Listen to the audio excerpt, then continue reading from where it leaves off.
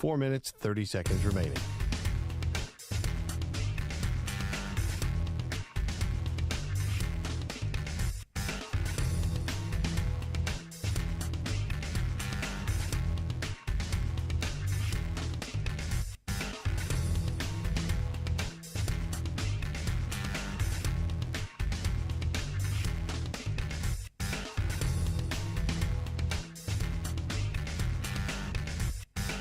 Four minutes remaining.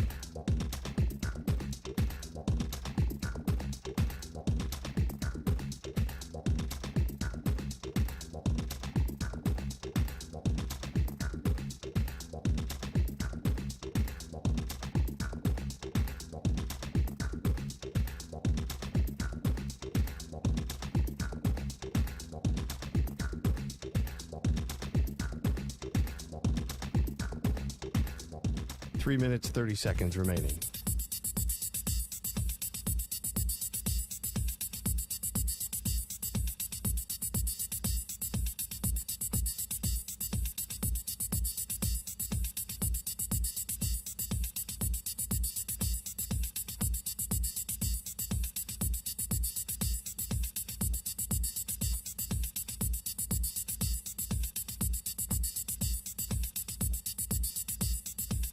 Three minutes remaining.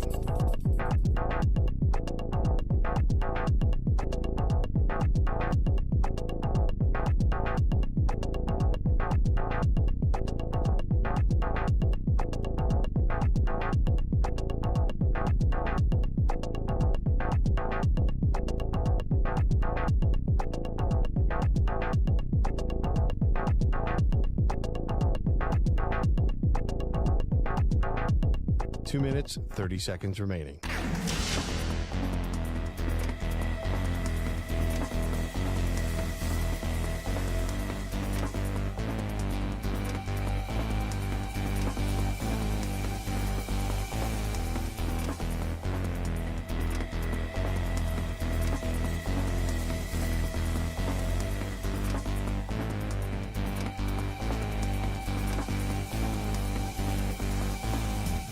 Two minutes remaining.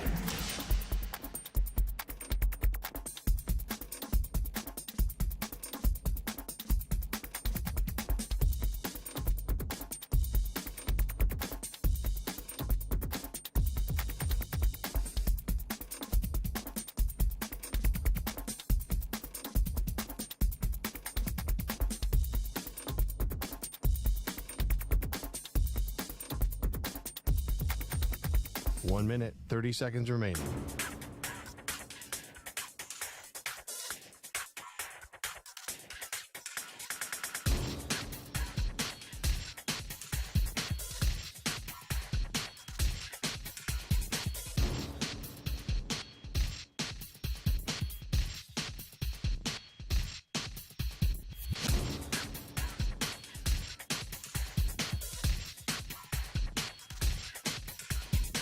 One minute remaining.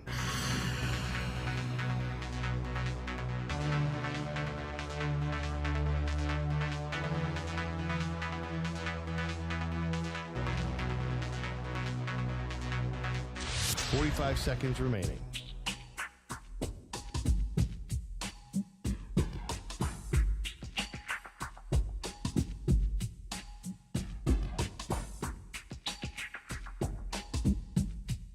Thirty seconds remaining.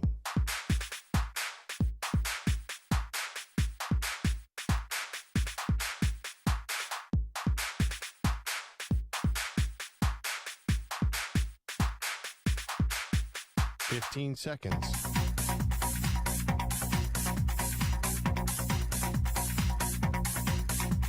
Break ends in 5 seconds.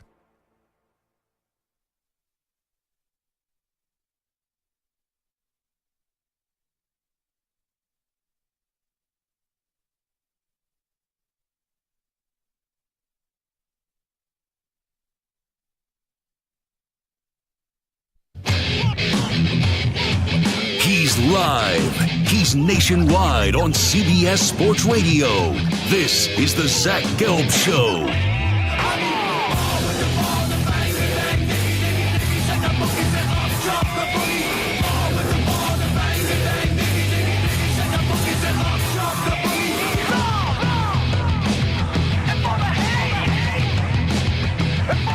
here's your host, Zach Gelb. Live from the palatial yet not overly ostentatious studios of CBS Sports Radio here in beautiful Miami today. This is a Football Friday edition of the Zach Gelb Show across all of our great local CBS Sports Radio affiliates, Sirius XM, Channel 158, the free Odyssey app, and of course streaming on YouTube. 855-212-4CBS is the number to jump on in. 855-212-4227. And you could always interact with me on the good old cesspool of Twitter or on Instagram, where I'm always straight flexing at Zach Gelb. That's ZACHGELB. Back in our New York City headquarters, we do, of course, have Michael Samter and Stuart Kovacs producing this extravaganza all the way up until 6 p.m. Eastern, 3 p.m. Pacific. Danny Kanell is going to stop by at the top of the hour. We'll preview a very busy weekend of college football that does highlight Penn State going to the shoe to do battle up against Ohio State, where James Franklin, as a head coach against top 10 teams, and we know both these teams are in the top 10, Penn State and Ohio State, but during his time in Happy Valley, James Franklin is 3-15 as a head coach up against top 10 teams. But really, I do believe the biggest game this weekend, when you factor in college football and the NFL, it is the game that occurs on Sunday night between the Miami Dolphins visiting the Philadelphia Eagles. And the only other game that could maybe match this one heading into the season, where it feels like it's a Super Bowl preview, is when you do have the Miami Dolphins going up against the Kansas City Chiefs later in the year. And that game was just a greedy move by the NFL, and really a piggish move by the NFL to schedule it in Germany. That game is considered to be a Chiefs home game. That should have been the triumphant return of Tyreek Hill to Arrowhead going up against Kansas City. But the NFL said, let's play that game at, I believe, 9:30 in the morning and have it being played in Germany. But when we get set for this matchup between Tua Tagovailoa and Jalen Hurts on Sunday Night Football on NBC, between the Eagles and the Dolphins, my first thought is actually the MVP race this year in the NFL. And full disclosure, I've been thinking about this. There's not an MVP name now that nationally everyone's gravitating towards, and everyone's saying it's clear-cut, this guy is the favorite right now to win the MVP. Sure, the betting odds right now say it's Tua Tagovailoa at plus 350 on the sportsbook that I'm looking at right now, but I don't even believe that Tua Tagovailoa is the first MVP on his team. And that's not bashing Tua. I think the world of Tua. I think Tua is a heck of a quarterback, and he's proving that this year through the first 6 games of the season, and the Dolphins being off to this ridiculous start at 5-1. But if I was an MVP voter, I would be voting for Tyreek Hill through the first 6 weeks of the season, because Tyreek Hill is on a ridiculous pace right now to have 2,300 yards receiving and also 17 receiving touchdowns. And I know Tyreek did speak a big game going into this year. He was like, oh, I'm going to have 2,000 yards. I'm like, 2,000 yards? You know, you have Jalen Waddle also on the team standing right next to you. There's only so many mouths to feed and only one football with the Miami Dolphins. But right now, through the first 6 weeks of the season, it's not even close. The most electrifying player in football has been Tyreek Hill. And Tyreek Hill right now, outside of quarterbacks, is the most intimidating non-quarterback in the NFL through the first 6 weeks of the season. And teams just don't know how to prepare for him. Opposing defenders shaking their boots when they have to go up against him.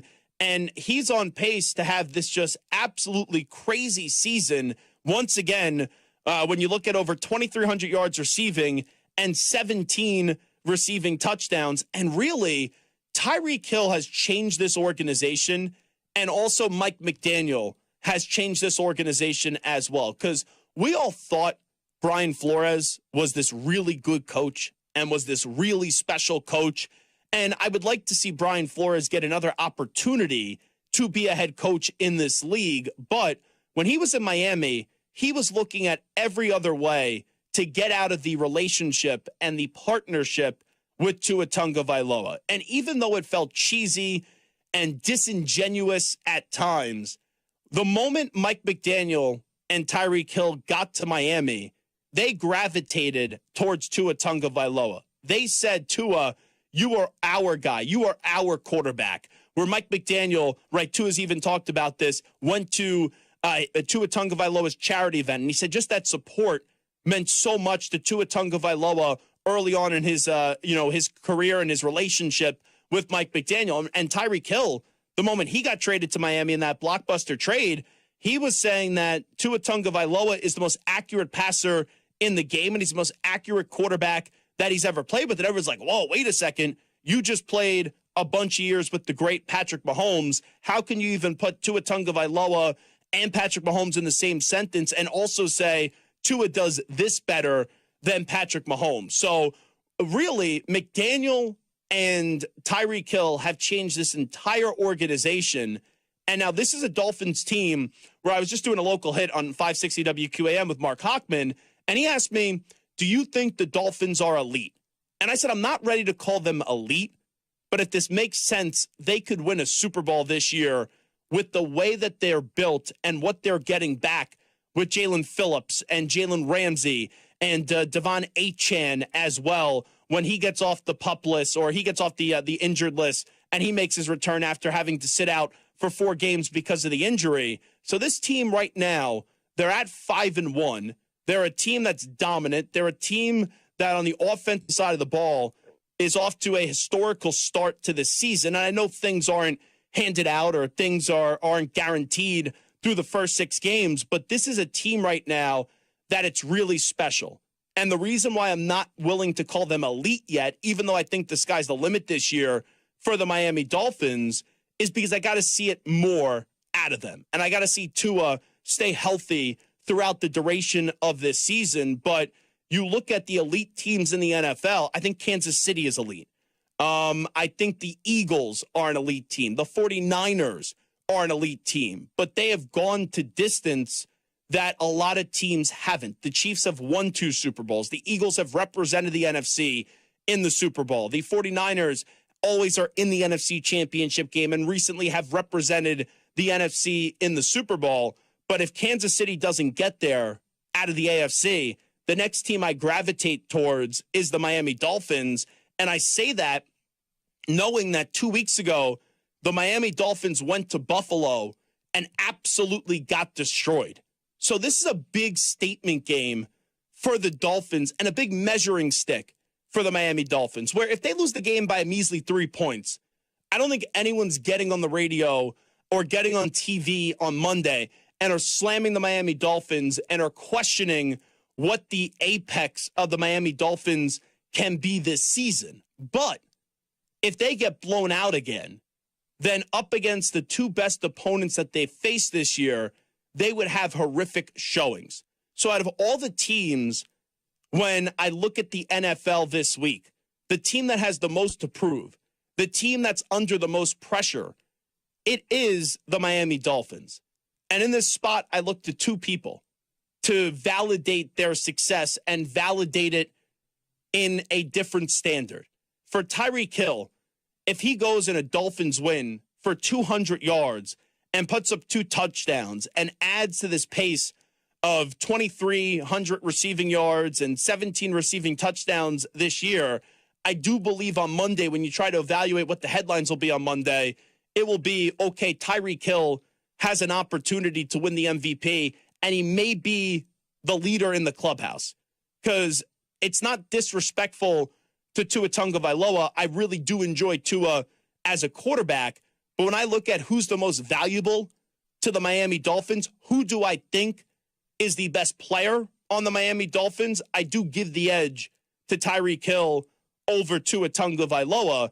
And if on a big stage, we all know how great Tyreek Hill is.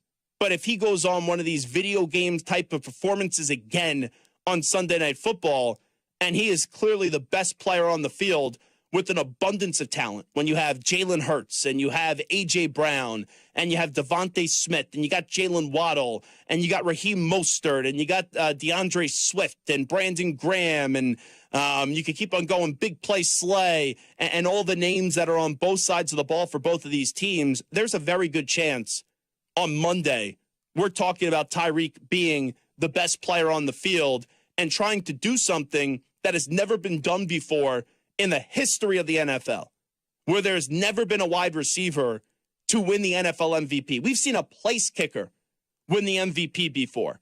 But in a pass-heavy league now, we have still never seen a wide receiver win the MVP. Now, 2 years ago, you thought Cooper Kupp had a case to be made with the Triple Crown. Last year, people like myself were leading the charge for Justin Jefferson.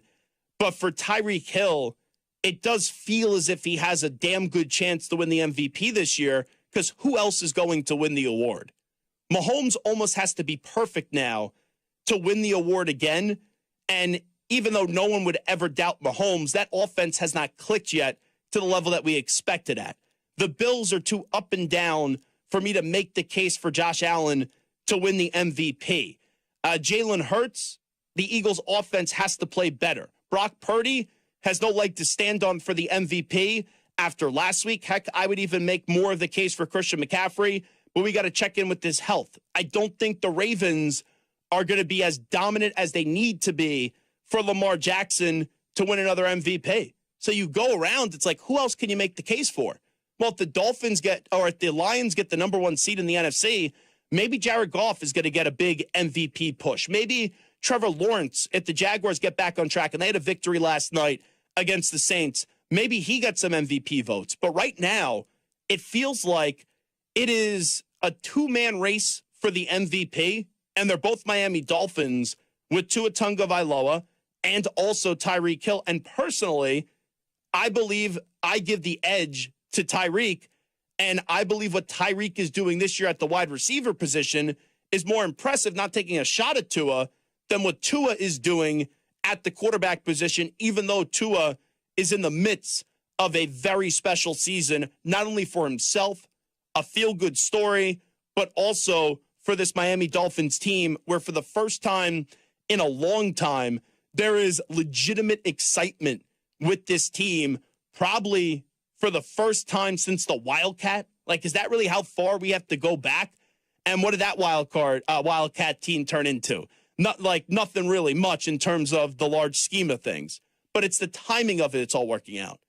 Outside of Kansas City, there's not a lot of teams that you fear in the AFC. And on the MVP list, there's not a lot of names that have taken the baton and have run with it. So through the first 6 weeks of the season, as now we're in week 7, the Dolphins could absolutely go to a Super Bowl this year. Tyreek Hill or Tua Tagovailoa could absolutely win the MVP. And this team has a chance to have a big party coming their way in February. But on Sunday night, they got to show up. They got to prove that they are on the cusp of becoming an elite team in the NFL. And this is an enormous measuring stick going up against the team in the Philadelphia Eagles last year that represented the NFC in the Super Bowl. And also, it's another chapter in Tua Tagovailoa and Jalen Hurts and their connection with one another, going back to their time at Alabama, where you had Jalen Hurts at halftime get replaced in the national championship game against Georgia.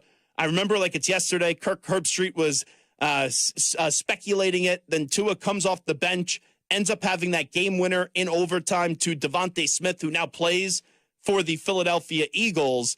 And from there, Jalen Hurts was a good teammate, stuck around for another year when he could have transferred. Then Tua gets hurt in the SEC championship game against Georgia. Hurts comes in off the bench out of relief for an injured Tua Tagovailoa and defeats Georgia to win that SEC title game before the baton was handed back over to Tua for the college football playoff game. So that's where we're at right now. And then you know that Hurts goes on to Oklahoma, redefines his career, is a finalist for the Heisman Trophy, and then gets drafted in the second round. And Hurts has solidified himself as a top 5 quarterback in this league. And Tua, who was always like the golden boy, it was always supposed to be the number 1 overall pick. He fell back to 5, did land in Miami. Rough start last year with all the concussions, but now both of these quarterbacks that were once in the same quarterback room, they are clicking. They have really good teams, and they could potentially, when they meet up on Sunday, be showing us a preview of the Super Bowl this year. So that game this weekend gets me the most excited. Eagles coming off a loss. What can they show? Dolphins trying to show how great they could be this year, and we could have two of the top MVP candidates on the same team in Tyreek Hill and Tua Tagovailoa trying to make a big statement in South Philadelphia on Sunday night. And if this game doesn't get you excited for football, I just don't know what will. So do you think there is a good chance that Tyreek Hill could win the MVP this year? I think there is. And the MVP has never been won by a wide receiver. Someone has to be at first. Why wouldn't it be Tyreek Hill, where he's closing in on pace over 2,300 yards and 17 touchdowns this year? And that could be a fun debate. Who would be the better MVP choice for the Dolphins? Is it Tyreek Hill or is it Tua Tagovailoa? And right now, I don't see how you make a case. If you say, Zach, they're not the top two, they're two of the top five out of all the MVP choices right now that are available in the NFL. Off and running on a very busy Football Friday, 855-212-4CBS, 855-212-4227. We did discuss how there's a lot of pressure on the Dolphins this weekend, a big point to prove for the Miami Dolphins. There's another team in the NFL where if they don't win this game this weekend, and they're not expected to win this game this weekend, could their coach be fired after the game? We'll discuss, and we'll also circle in on a college football team where the pressure has now been raised in the way that we view them, and we'll see if they're ready for the big task at hand this weekend in another week of college football. All righty, we're coming on back. Zach Gelb here with you on a Football Friday, off and running on CBS Sports Radio. You're in a 5-minute break.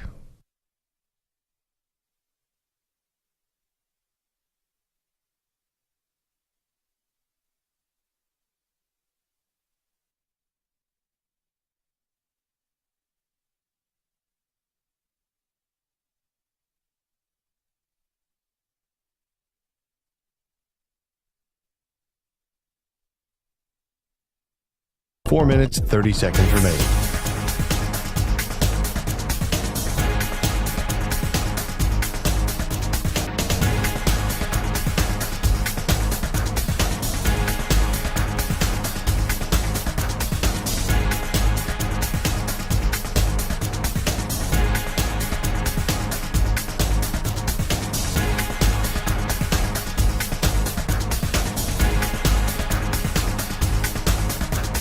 Four minutes remaining.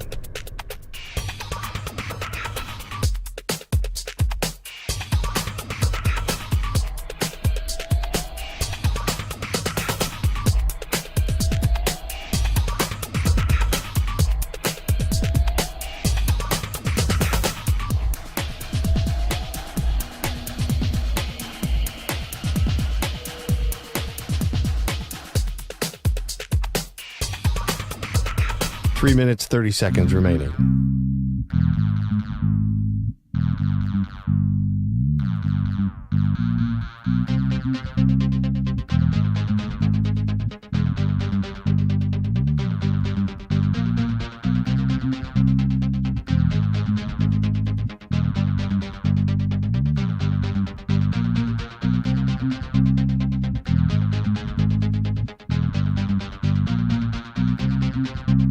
Three minutes remaining.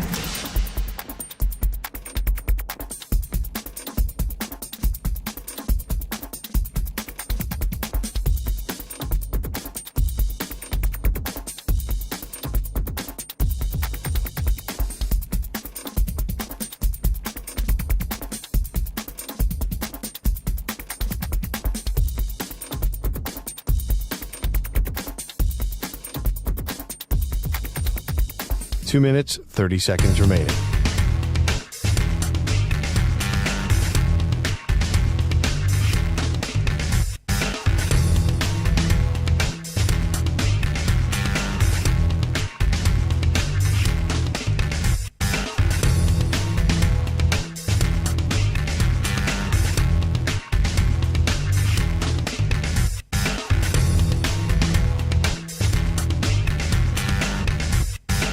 Two minutes remaining.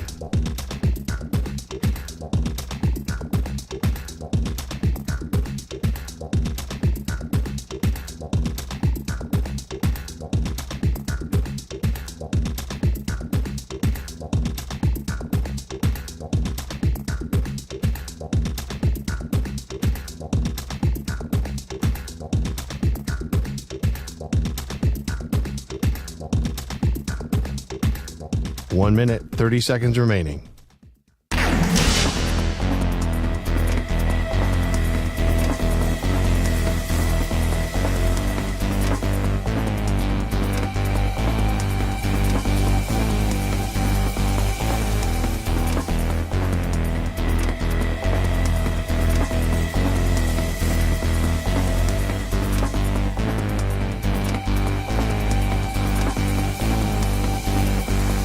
One minute remaining.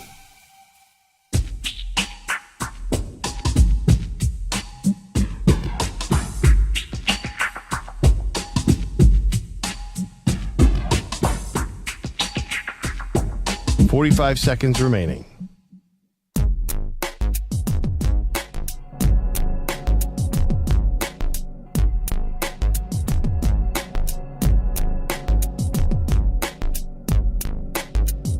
Thirty seconds remaining.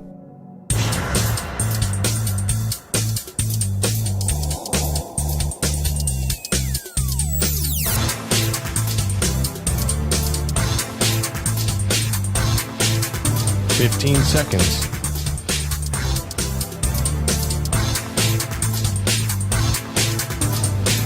Break ends in 5 seconds.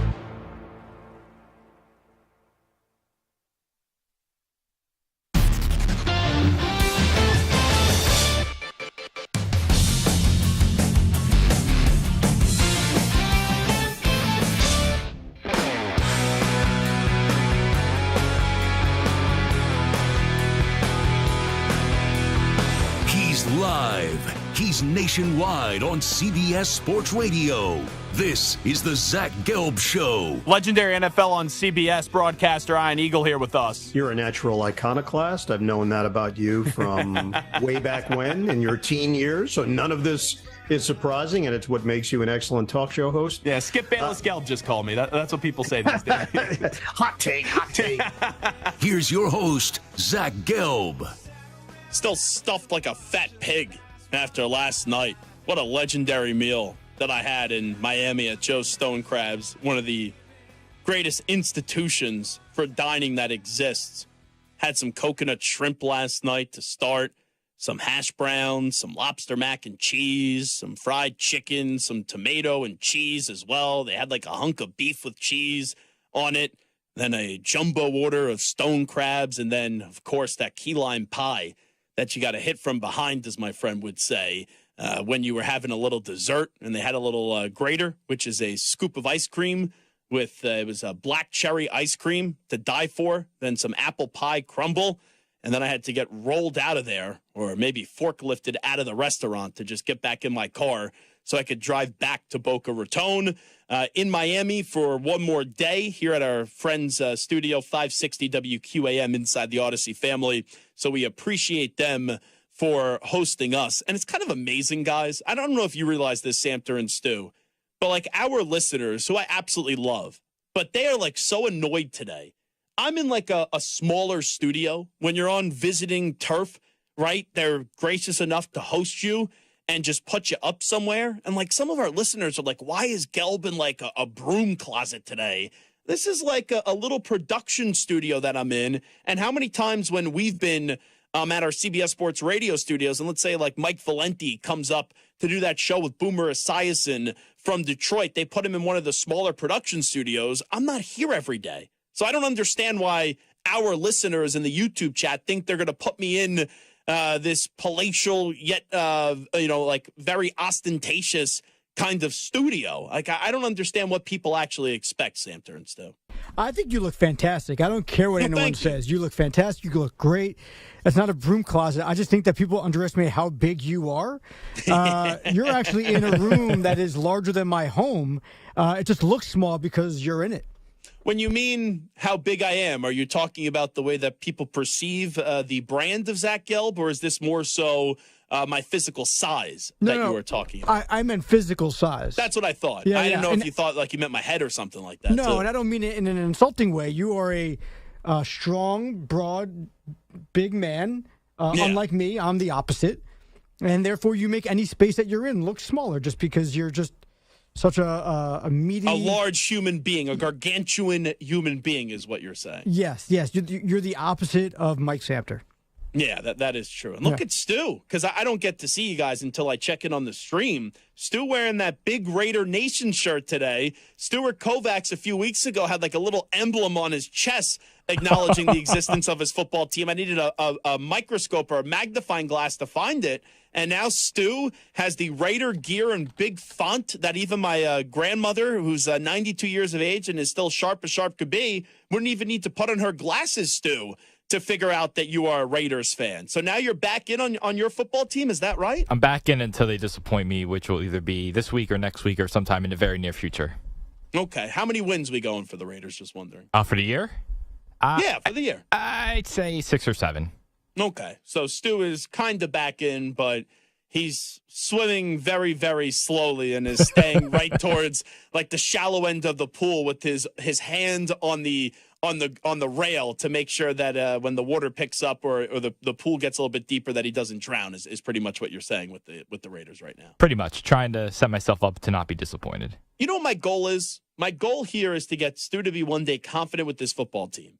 And my other goal is to get Samter to be back in being a Jet fan. Because, Stu, I understand when you're not wearing the largest Raiders shirt in the world because they are a disgraceful football team. And you walk down the streets of New York City and everyone's like, who's this crazy person wearing a Raiders shirt and why does he still support this football team? But for Samter, he jumped off the bandwagon right after the Rodgers injury. Now the Jets have been decent. I think we need to start making a push for Samter to start picking the Jets again. Like, I believe, Samter, you're entitled to making a decision that was in the moment, and you are someone that is very emotional and you get caught up in your feelings. So I could understand why you went away from that team. But now I think you have to come back into the house, like sleep on the couch once again of the Jet fandom. And eventually you make your way back into the bedroom and be sleeping next to the smoking hot chick. Yeah, no, thank you. Really? Wow. How do you just give up on something when your entire life you were a passionate, crazy, lunatic Jet fan, and now you're just done with this football team? That's inconceivable to me. It's not about wins and losses. It's about the football gods being out against us and being out to get us. Jet fans are destined, similar to Browns fans, are destined to constantly be miserable and unhappy and tortured in the NFL world. It has nothing to do with wins and losses because I've seen some great wins. I've seen 3 AFC championship teams. It's just they are intentionally, I think they're getting back at us for Joe Namath guaranteeing a Super Bowl.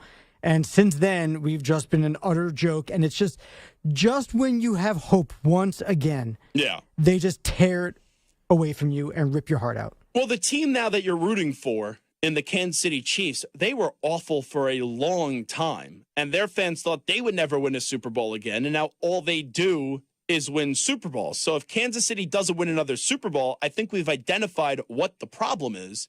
The problem is you.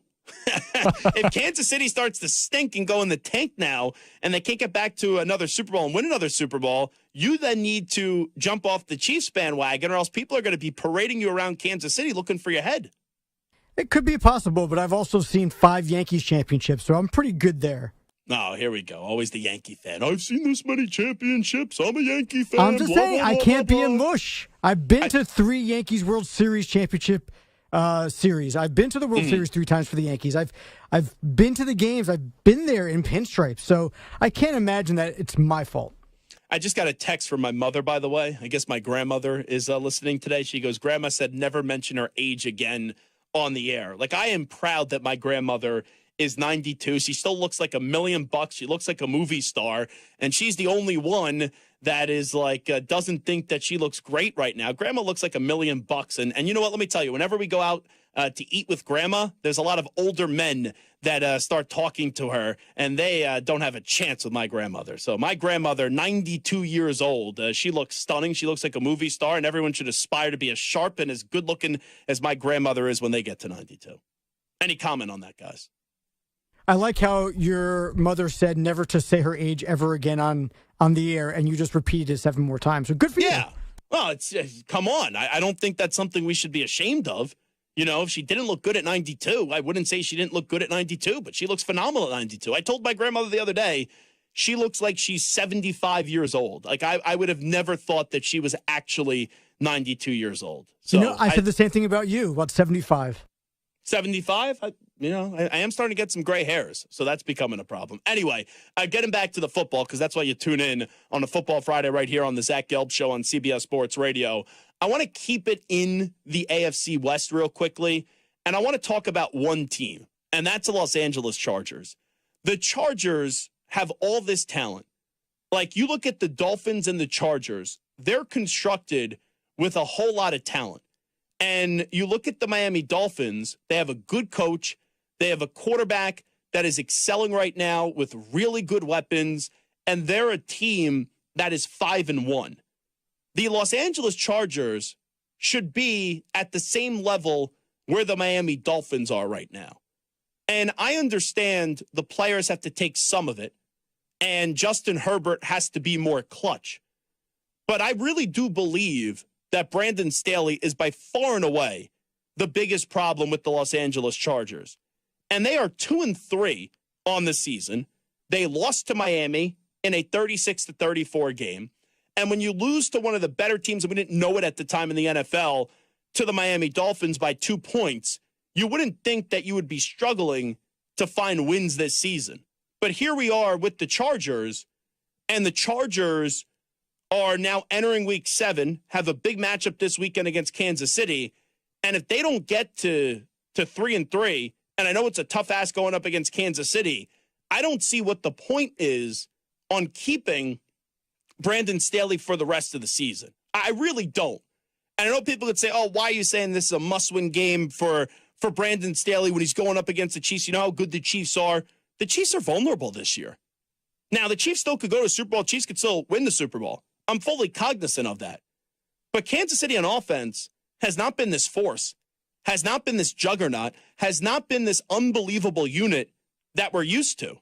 And you look at the Chargers' resume this year, they lost to the Dolphins. They lost to the Tennessee Titans in overtime. They beat the Vikings and the Raiders, where they should have lost both of those games if Kirk Cousins and Aiden O'Connell didn't throw interceptions at the goal line after Brandon Staley tried to gift them the game. And last week, coming off a bye, you lose to the Dallas Cowboys. So what would the justification be if you lose to Kansas City and then it's 7 weeks of football, 6 games, where they haven't given you anything positive to talk about? And then we talk about like a good landing spot. If you're going to have an interim head coach, well, the next 2 games are against the Bears and the Jets. And I know the Jets are playing better. I know the Jets have gone up against some really great quarterbacks. I'm still not a believer that the Jets are going to be this great team. Can the Jets make the playoffs? Yeah, sure. But Zach Wilson is not someone I trust. If they're making the playoffs, it's more so because of the run game with Breece Hall and that dominant defense that they have. But Stu, let me throw this by you. And let me be clear here. I don't think they're going to fire Brandon Staley if they lose this game to the Kansas City Chiefs. But I don't get how you justify keeping him as the head coach where they were up 20-plus points in a playoff game.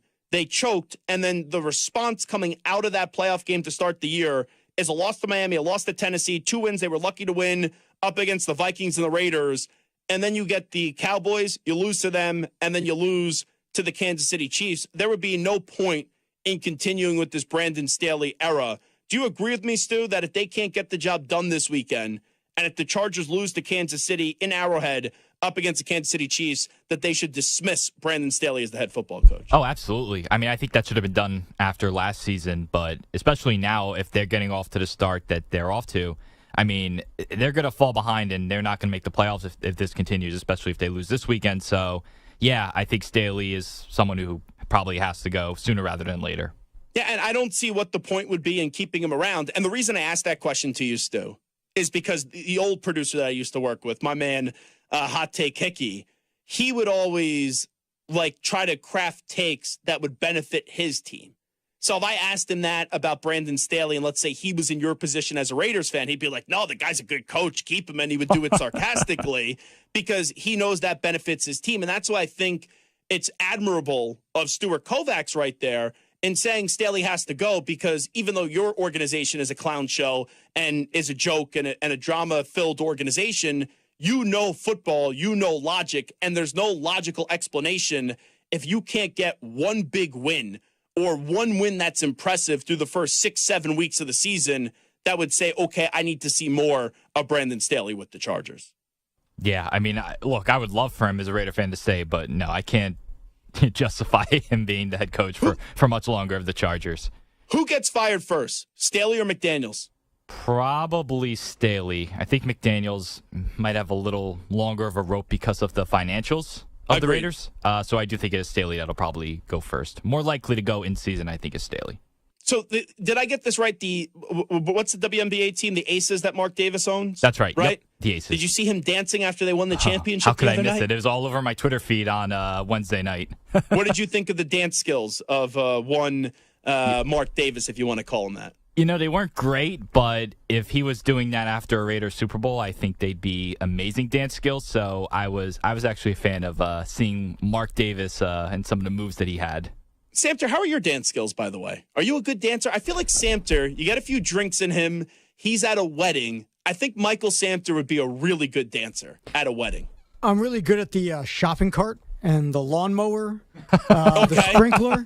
Yeah. Really the shopping good at that. cart's a good one, where you're just driving around and you're picking things off the top shelf. And then, got to go a little bit low to get one, and you do like a little disco, something like that. Yeah. Yeah. I'm really like good that. at all that. Great at that. So, Samter, your team wins a championship. Michael Samter is the owner. Give me a team that you would love to own. It doesn't matter what the sport is. The New York Yankees.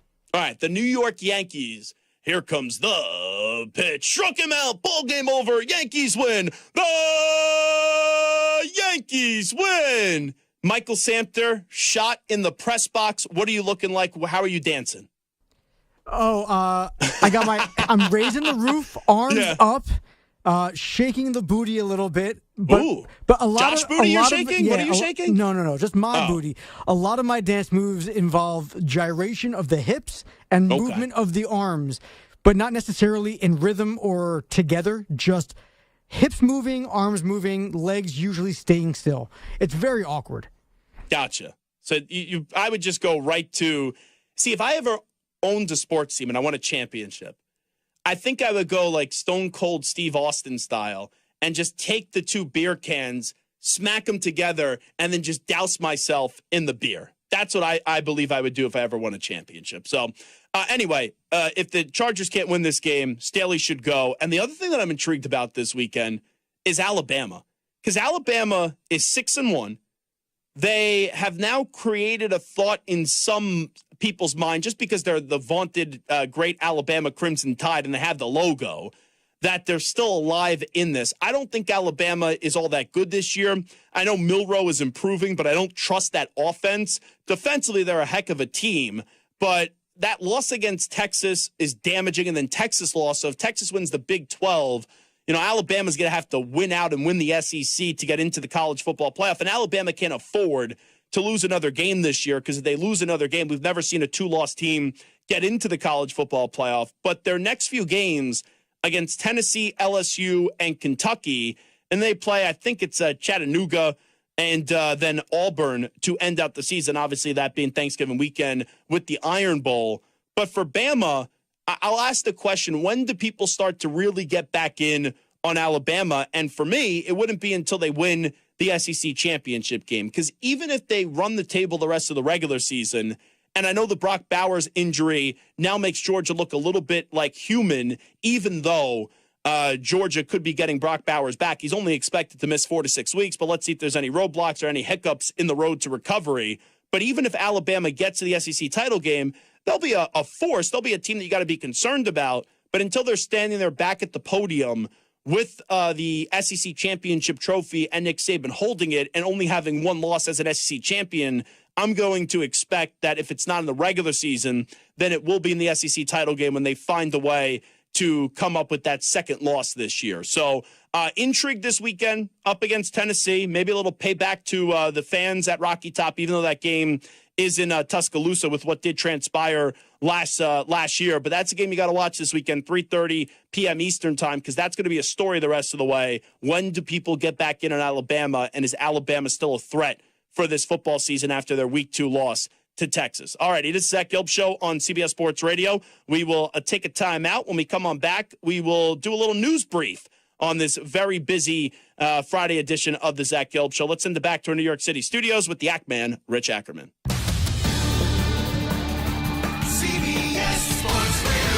Sports Flag. Oh, the Rangers were riding high, coming back home with a 2-0 series lead in the ALCS with 7 straight postseason wins. But a pair of rough losses followed. They'll try to reclaim the lead today before heading back to Houston. Game 5 takes place in about 90 minutes from now at Globe Life Park, and Bruce Bochy sends Game 1 winner Jordan Montgomery to the mound and still has his head high despite blowing a nice series lead. I always like my chances with this club. You know, they battled all year. Hey, we're playing a good team. Nobody thought this was going to be easy. I've been in, this kind of situation where we have to bounce back, and that's what we need to do. Justin Verlander starts for the Astros Game 4, the NLCS tonight in Arizona, with the Diamondbacks looking to even things up after a walk-off win yesterday. They'll rely on their bullpen heavily today with Joe Mantiply first up on the mound, while the Phillies will start Christopher Sanchez. The Phils have 19 homers this postseason, but held to just 3 hits last night. Michigan has suspended staff member Connor Stallion pending the result of an investigation as the NCAA looks into allegations of sign stealing. The Bears have ruled out Justin Fields due to his fractured thumb. Lions first-round pick Jahmyr Gibbs expected back after missing the last 2 weeks with a hamstring injury. I'm Rich Ackerman.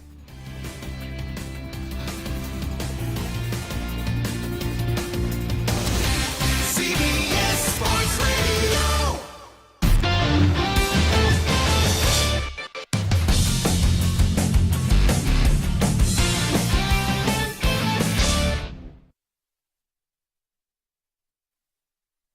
You're in a 5-minute break.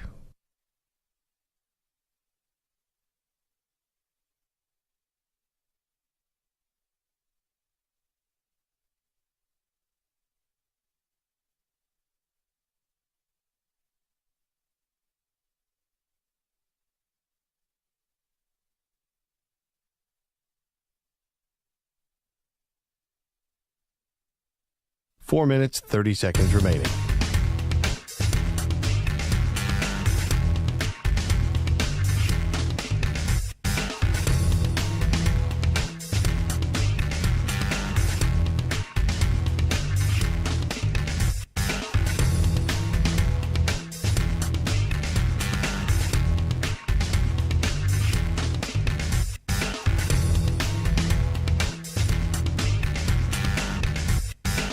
Four minutes remaining.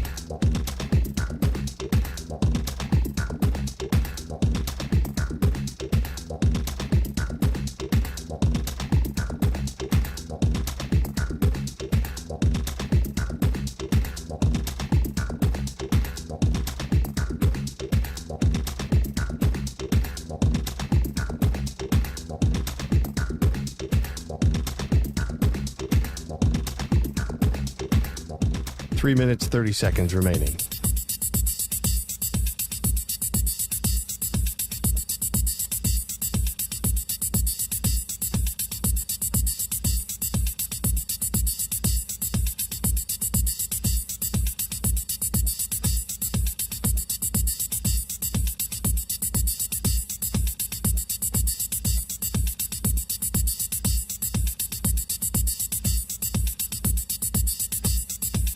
Three minutes remaining.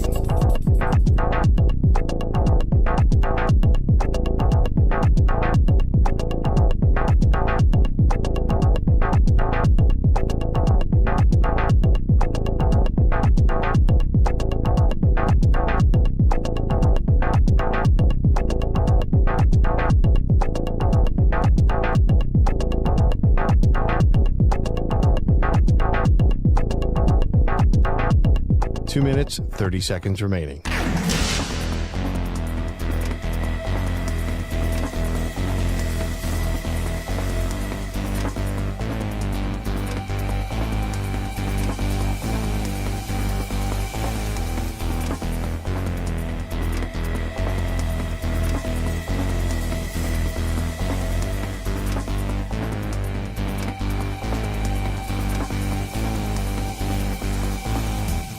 Two minutes remaining.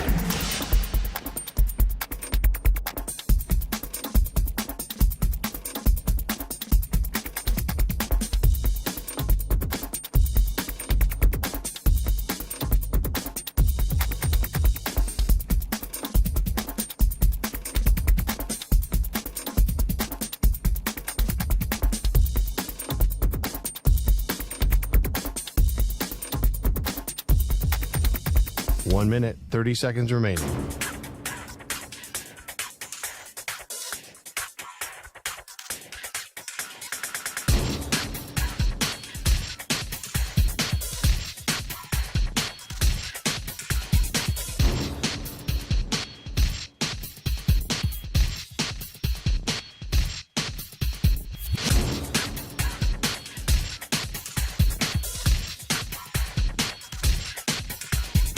One minute remaining.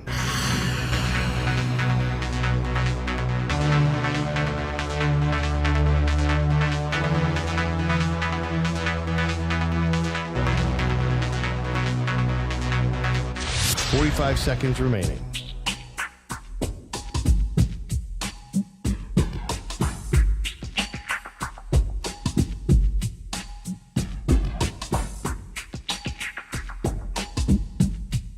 Thirty seconds remaining.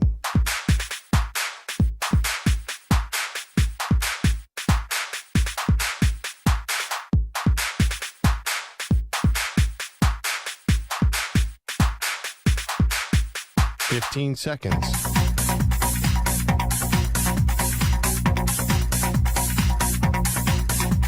Break ends in 5 seconds.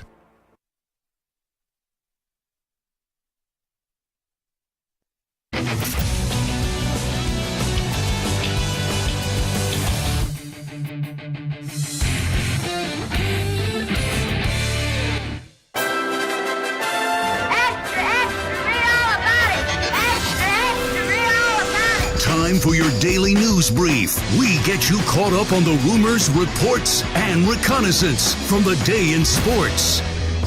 All right, let's start it off with that football game last night between the Saints and the Jaguars. It looked like it was going to be a blowout. Then all of a sudden, the Saints started to storm back, and there was a chance for the Saints to tie up the game late after allowing the Jaguars to reclaim the lead. And Foster Moreau, on some bad goal line play calling, had a chance to catch the football, went right off his hands, and did fall incomplete. Here is Foster Moreau and dropping what would have been the tying touchdown.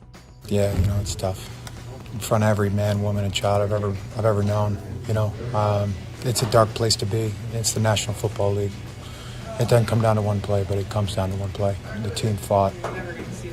The team fought as hard as we did, and it's just unacceptable. It's just pathetic. Yeah, I feel bad for him. I really do. And you got to catch that football. I know that the game doesn't get really determined on one play, but it does feel like if he catches that game, it's a whole different game, and the game ends right there. But what I'll say to the Saints is, for people that are crushing Foster Moreau today, which I understand why you would be doing that, show up early on in the game. Don't put yourself in a position where you have to climb out of a deep hole, and then when you start to see the other team falter a little bit, and then it's that one play at the end, and he doesn't make the catch, it's like, uh-oh, that's the reason you lost the game. Well, if you would have showed up earlier on in the first half, maybe there's something else that transpires where it doesn't come down to just that one play. Here is Derek Carr on the emotional outburst he had on the sideline. I've been showing my emotion a little bit too much on my sleeve, again, I kind of got to chill out, and that's me holding myself accountable, because that's not going to help anything. And so just trying to be a calming influence in those moments, especially when it's been a couple times it's happened, that heightened frustration, I could do a better job as a leader to calm everybody down. Well, Derek Carr has always been too emotional. And Derek Carr is such an overrated quarterback, and he thinks he's all the way up here, and he's this great quarterback, and that's the farthest thing from the truth. The ceiling for Derek Carr at times has been looking like a top 10 quarterback, and anytime someone's about to embrace and call him a top 10 quarterback, he falls 3 or 4 steps back, and it's not just like slight steps, he falls flat on his face. And this Saints team has been so disappointing this year, and I didn't even believe in the Saints team before the start of the season, and there's a reason why I did not pick them to win the NFC South, is because when Derek Carr is your quarterback, I just have no confidence. Even though he's a guy that a lot of people like and a lot of people call him a leader, I have no confidence that he's going to continuously get the job done throughout the duration of a season. Let's go to Jerry Jeudy. Remember that whole kerfuffle that he had last week with Steve Smith of the NFL Network, the legendary wide receiver who should be in the Hall of Fame one day. And I guess Steve Smith said some not so nice things about Jerry Jeudy on his podcast. And Steve Smith went over to have a conversation with Jerry Jeudy to kind of say that he was wrong. And then Jerry Jeudy got annoyed at Steve Smith and then was jumping up and down in the background of his NFL Network shot. Here is Jerry Jeudy. Didn't want to address it after the game last week, but addressing it this week on Steve Smith talking bad about him. Where I'm from, we just don't. If somebody talk bad about you, you don't go to them in person and try to act friendly towards them. Like you can just talk bad about it. I don't got no hate towards Steve Smith. You know, you're a good player and all that stuff like that. I just stand on what I stand on. You feel me? If you feel some type of way, keep that same energy when you see me in person. Well, there's one thing to say something critical about someone, and then I think, right, Steve Smith has even more cojones where then when you see Jerry Jeudy, you know what you said about him. You weren't afraid to go talk to Jerry Jeudy. Like, Jerry Judy's not even the same class as Steve Smith is, and he knows that because Jerry Judy's been a disappointment. He's not been a number one wide receiver, and Steve Smith should easily be in the Pro Football Hall of Fame. So just because Steve Smith has talked bad about you or has been critical about you, he can't have a conversation with you in person, and now he has to start yelling at you in person and telling you suck in person. Jerry Judy's just immature. Jerry Judy's just frustrated because he's not playing great. He's on a bad team, and the Denver Broncos are a disaster. And when you're not winning football games and you're not playing great, to make this more of a clown show by getting into a fight with Steve Smith is just flat out ridiculous. Here is Nick Sirianni when asked if the Eagles will play Julio Jones this week, who they just signed. You're going to be tempted to want to put him in, because he's a phenomenal player. It's done a lot in this league, but we're going to have to make sure that we're not putting him in danger. Doing what we need to do to help us win the game, and doing what he needs to do to help us win the game, but also being smart with his rep count because of the elevated risk of injury if you put him in for too much. No, there's difference of being in shape, and we all know that Julio Jones is in incredible shape and then being in game shape. I don't know what game shape Julio Jones is in because he hasn't played at all this season, but I don't think there's any harm in making him active and then just kind of going rep by rep and seeing where Julio Jones is at. It's an added luxury for the Eagles. They don't need Julio Jones, but that's what great teams are able to do. So this was at halftime this year of the Rutgers-Michigan game. A lot of people thought this was awkward in the moment. Let's hear from Greg Schiano when he was questioning some things at halftime when his team was going up against Michigan a few weeks back. Coach, 4 penalties for your team in the first half, some that cost you. How do you clean that up in the second half? Well, there's some stuff going on out there, so we just got to slow it down a little bit. There's some things going on that aren't right as well, so we'll talk about how to handle it. I think he's talking more about his team, but I could see why everyone's now going back to it and saying, oh, maybe he knew Michigan was stealing his signs and what's one of the more overblown stories. The Diamondbacks are on the board, now down 2-1, as last night was Game 3. Here's Kanell Marte on his hit in the NLCS Game 3. Play-by-play. And the 0-1 pitch. Swing, base hit. Diamondbacks win. Into scores Smith. Marte gets his third hit of the ball game, and the Diamondbacks are alive and well in the National League Championship Series. They win Game 3. They come back home. They beat the Phillies 2-1 on a walk-off by Marte. And now you got to go win Game 4. And if you win Game 4, it's a brand new series at 2 games apiece.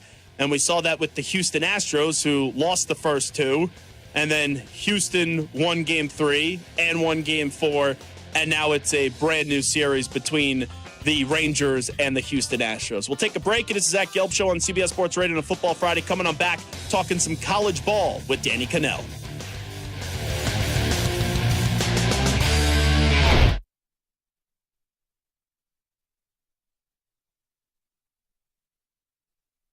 You're in a 5-minute break.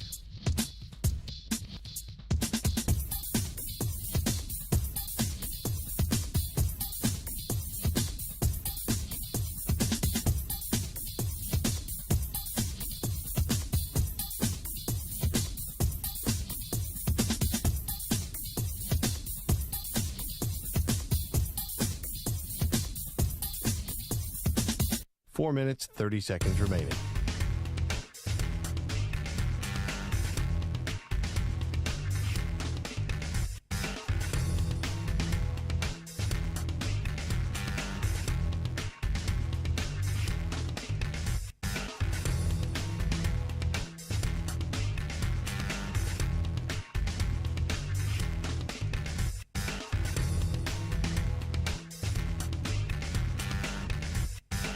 4 minutes remaining.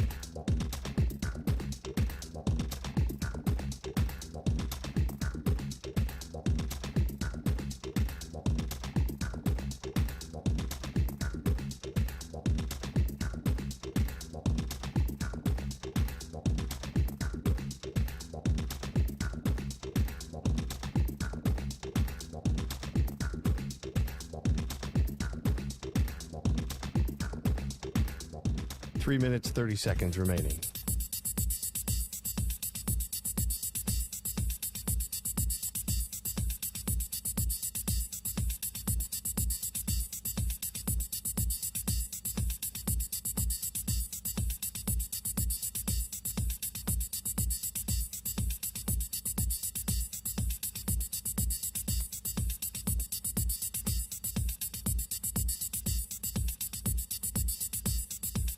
Three minutes remaining.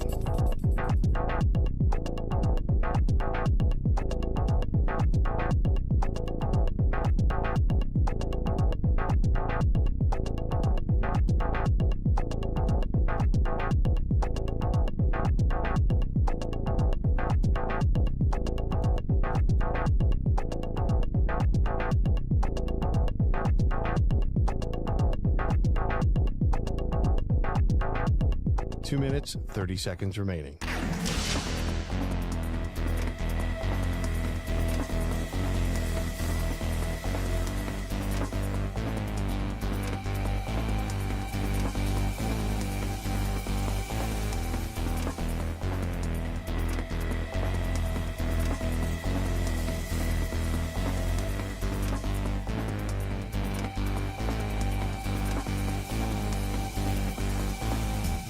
Two minutes remaining.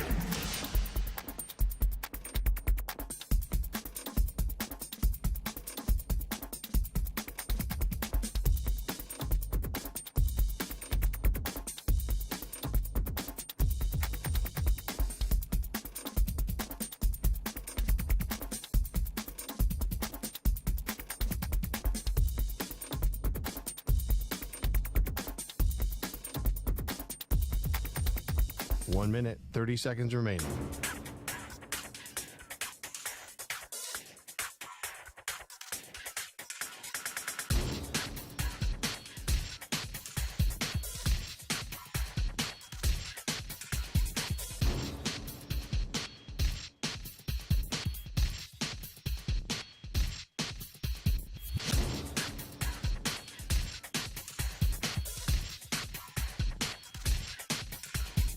One minute remaining.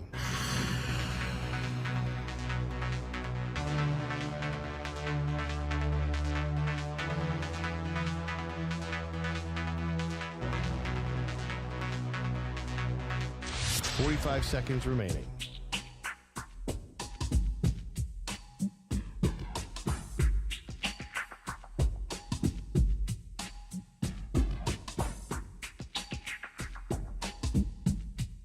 Thirty seconds remaining.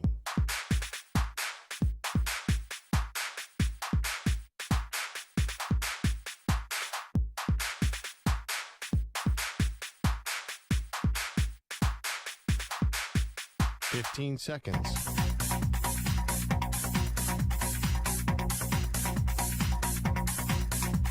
Break ends in 5 seconds.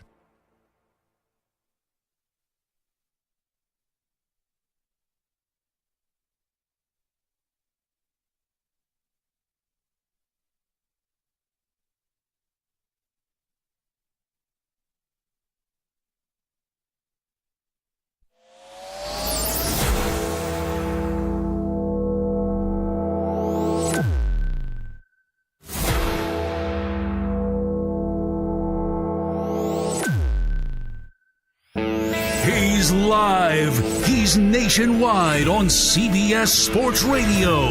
This is the Zach Gelb Show. Off and running hour number 2 of our radio program. That's right, it is the Zach Gelb Show, coast to coast on CBS Sports Radio. Should have Danny Kanell coming up momentarily. And it's time to Ask the Pros, where you, the listener, gets to ask us a question. and that is brought to you by our friends at O'Reilly Auto Parts. Simply tweet your question at CBS Sports Radio or at Zach Gelb, ZACHGELB, using the hashtag AskThePros. Be listening later in the show when we might answer your question. You can thank O'Reilly Auto Parts for all your car care needs. Get guaranteed low prices and excellent customer service from the professional parts people at O'Reilly Auto Parts. O'Reilly Auto Parts. So huge game this weekend in college football between the Penn State Nittany Lions and the Ohio State Buckeyes. And you have a Penn State team that we know that they're good, but everyone's wondering, can they be great? And can this be a special season for Penn State? Because last year, this was a Penn State football team that they beat every team on their schedule outside of Michigan, where they got slaughtered, and outside of Ohio State.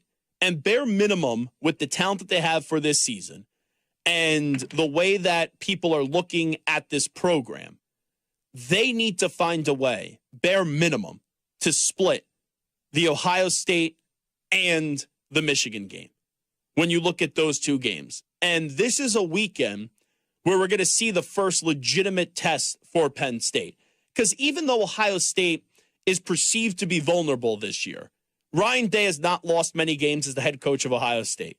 Kyle McCord, we're still wondering what he could be, but you still also have Marvin Harrison Jr. And this is a team, even after it got really bad for them last year, where they were undefeated and they lost to Michigan, and then everyone's saying, okay, it's a disappointing season for Ohio State. They had an opportunity to redeem themselves when they did go up against Georgia, and they almost won that game. They lost, but it was like, oh, okay. Ended up not being that bad of a season as we thought for the Ohio State Buckeyes. But for Penn State, if they lose both of these games to Ohio State and Michigan, you start to say, okay, you're paying James Franklin all this money. And James Franklin is a good coach. He's a tremendous recruiter. But is he just stuck on being good and having a program at times that looks like they could be elite? And this is a huge game for him. Quite frankly, I think this is the biggest game of his tenure so far in Happy Valley at Penn State. And I say that knowing that he won a Big Ten championship game. But that Big Ten championship, I don't want to say it was empty, but in terms of other Big Ten championships that have been won, just with the way that it drawed out that year in college football, they didn't even get to the college football playoff. So it's like, whippy-ayo-kaye, like whatever words you want to say. Oh my God, unbelievable. Like, we won a Big Ten championship, but if you don't go to the college football playoff, what does that really mean? It's like when you win a Rose Bowl last year. Yeah, the Rose Bowl used to be this tremendous event, and it used to have so much meaning. But if the Rose Bowl is not in the college football playoff, which I believe it is this year, all right, you won a bowl game. And you won a bowl game that has a lot of history and a lot of tradition.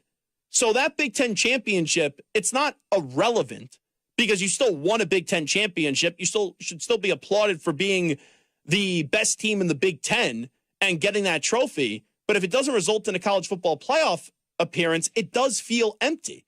So now you have a team that has everything in front of them. You have a team that's undefeated. You have a quarterback that looks like a real deal. You have a good offensive line. And you have some playmakers on the defensive side of the ball and a lineman that's supposed to be a top 10 pick in the NFL draft going back to the offensive side of the ball. Now, I need to see more explosive plays from Penn State. But this weekend, there is so much pressure on James Franklin because this is a guy, as good of a coach as he appears to be, he's 3-15 at Penn State up against top 10 teams. And if you get blown out this weekend, or if you lose this weekend, it's okay. You have another opportunity to make good on that and split, like I said, up against Michigan. But if you can't beat Ohio State, and if you can't win this game, even though it's in the shoe at Ohio State, what would make you think, even though you're going to be home, that in a few weeks from now, in November, you're going to be able to find a way on November 11th to take down the Michigan Wolverines? Because I believe, not that it's by leaps and bounds, and not that it's like Michigan is a superior school and Ohio State is this inferior school, But what would make me believe that if Penn State can't beat Ohio State this weekend, then in a few weeks from now, they're going to be able to find a way to get the job done up against Michigan. So there is no coach in the country for this weekend that has more to prove than James Franklin, because James Franklin has done a nice job at Penn State.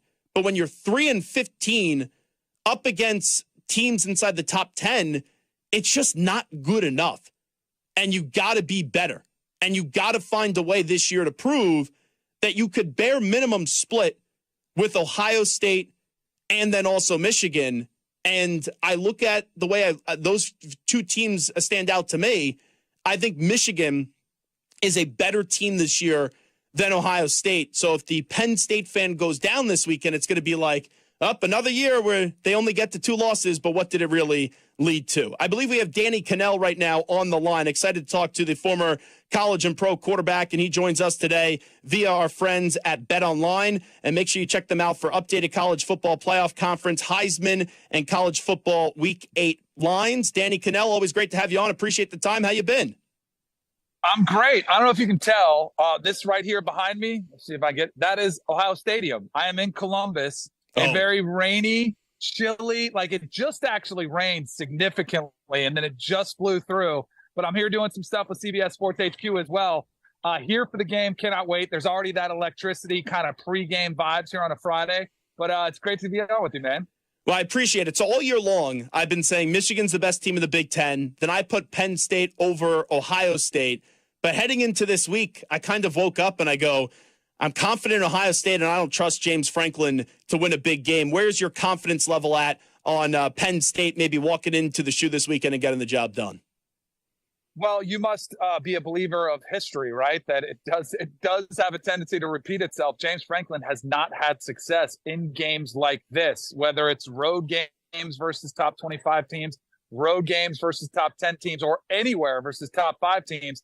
He has not had much success historically. So I totally understand why you'd go back saying, you know what, Ohio State, they've kind of owned this game. James Franklin's 1-8 straight up in these since he's been the head coach of the Nittany Lions. So, yes, the other thing, both of these teams, I feel like I don't know too much about either one of them. Like this will be a very revealing game for both of them. But I do feel like I've seen Ohio State tested more. They got on the road against South Bend, against Notre Dame. They did get the win. Kyle McCord needed that big drive late in the game. He completed that 3rd and 19. That was a huge, like, career-defining moment for him, and he completed that pass. Against Maryland, they were tied up at half. He had to come out through 3 touchdowns in the second half. So I feel like I know more about Ohio State, what they're going to do when they face some adversity. Penn State has been so good. They're blowing out their opponents, but they really haven't been tested in an environment like this. And Drew Aller, first-year starter, he's been solid, 20 total touchdowns, 0 turnovers. But he hasn't been in an environment like this, so I don't know exactly what I'm going to get. This whole sign-stealing scandal that's going on, your interpretation of it is what with the Michigan Wolverines? Doesn't it feel a lot like the baseball scandal? I mean, it really does, because there's some similarities. For one, both sports have always been trying to steal signals, right? This, stealing signals has always been a thing in college football. Opposing coaches will try to do it on game day. They'll try to go watch the TV copy, even the broadcast copy of games, to try to take notes.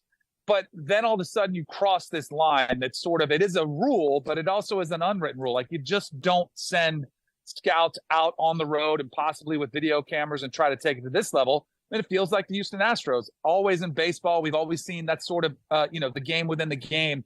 If you're not cheating, you're not trying. If you have a runner on second, you're trying to see those signs from the catcher, but you don't use electronics. You don't use the broadcast during a game and bang on a trash can. It feels very similar, where Michigan just took it to a level that you're not supposed to. What is fascinating is we haven't seen this before. We haven't seen anybody gotten caught doing this before.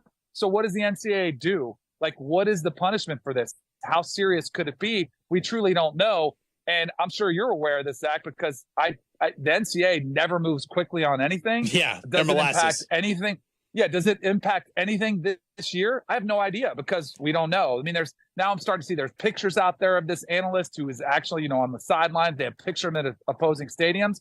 But I really am curious to see what type of evidence comes forward and how significant a penalty could be for the Wolverines, when I think they are the best team in college football. We're here at Ohio State. I do think Michigan is the best team in college football right now. You better be careful in the environment you're in when you say those things, Danny Kanell. Quieter. I don't need to see you get beat up on this show with nothing that I could do, just being here with you on Zoom.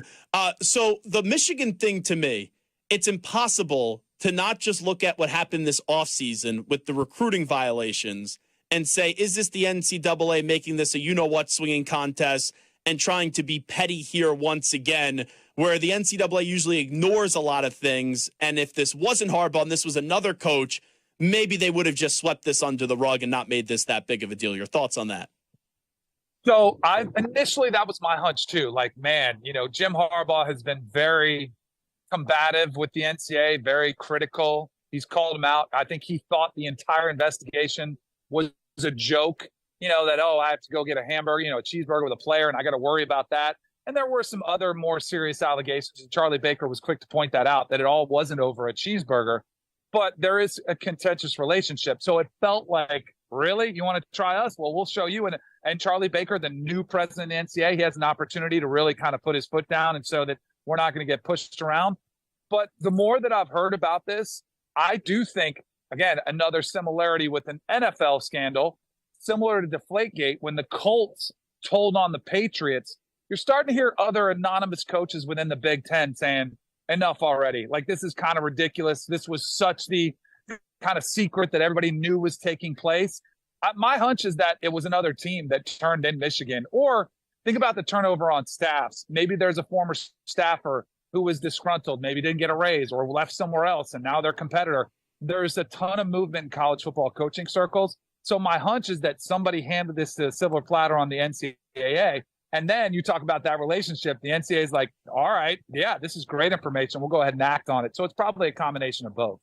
Do you think that person has a very dark beard and maybe walking around the campus that you're on right now and name could be Ryan Day potentially?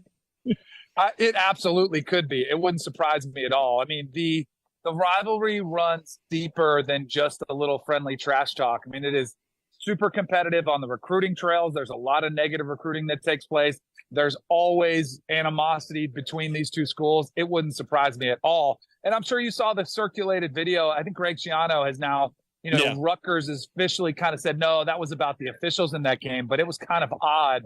He didn't, why not call out the officials as opposed to saying there are some weird things going on? That to me says that might have been Greg Schiano calling out the signals, the signal stealing controversy that's taken on. But yeah, it wouldn't surprise me if it was Ryan Day one bit.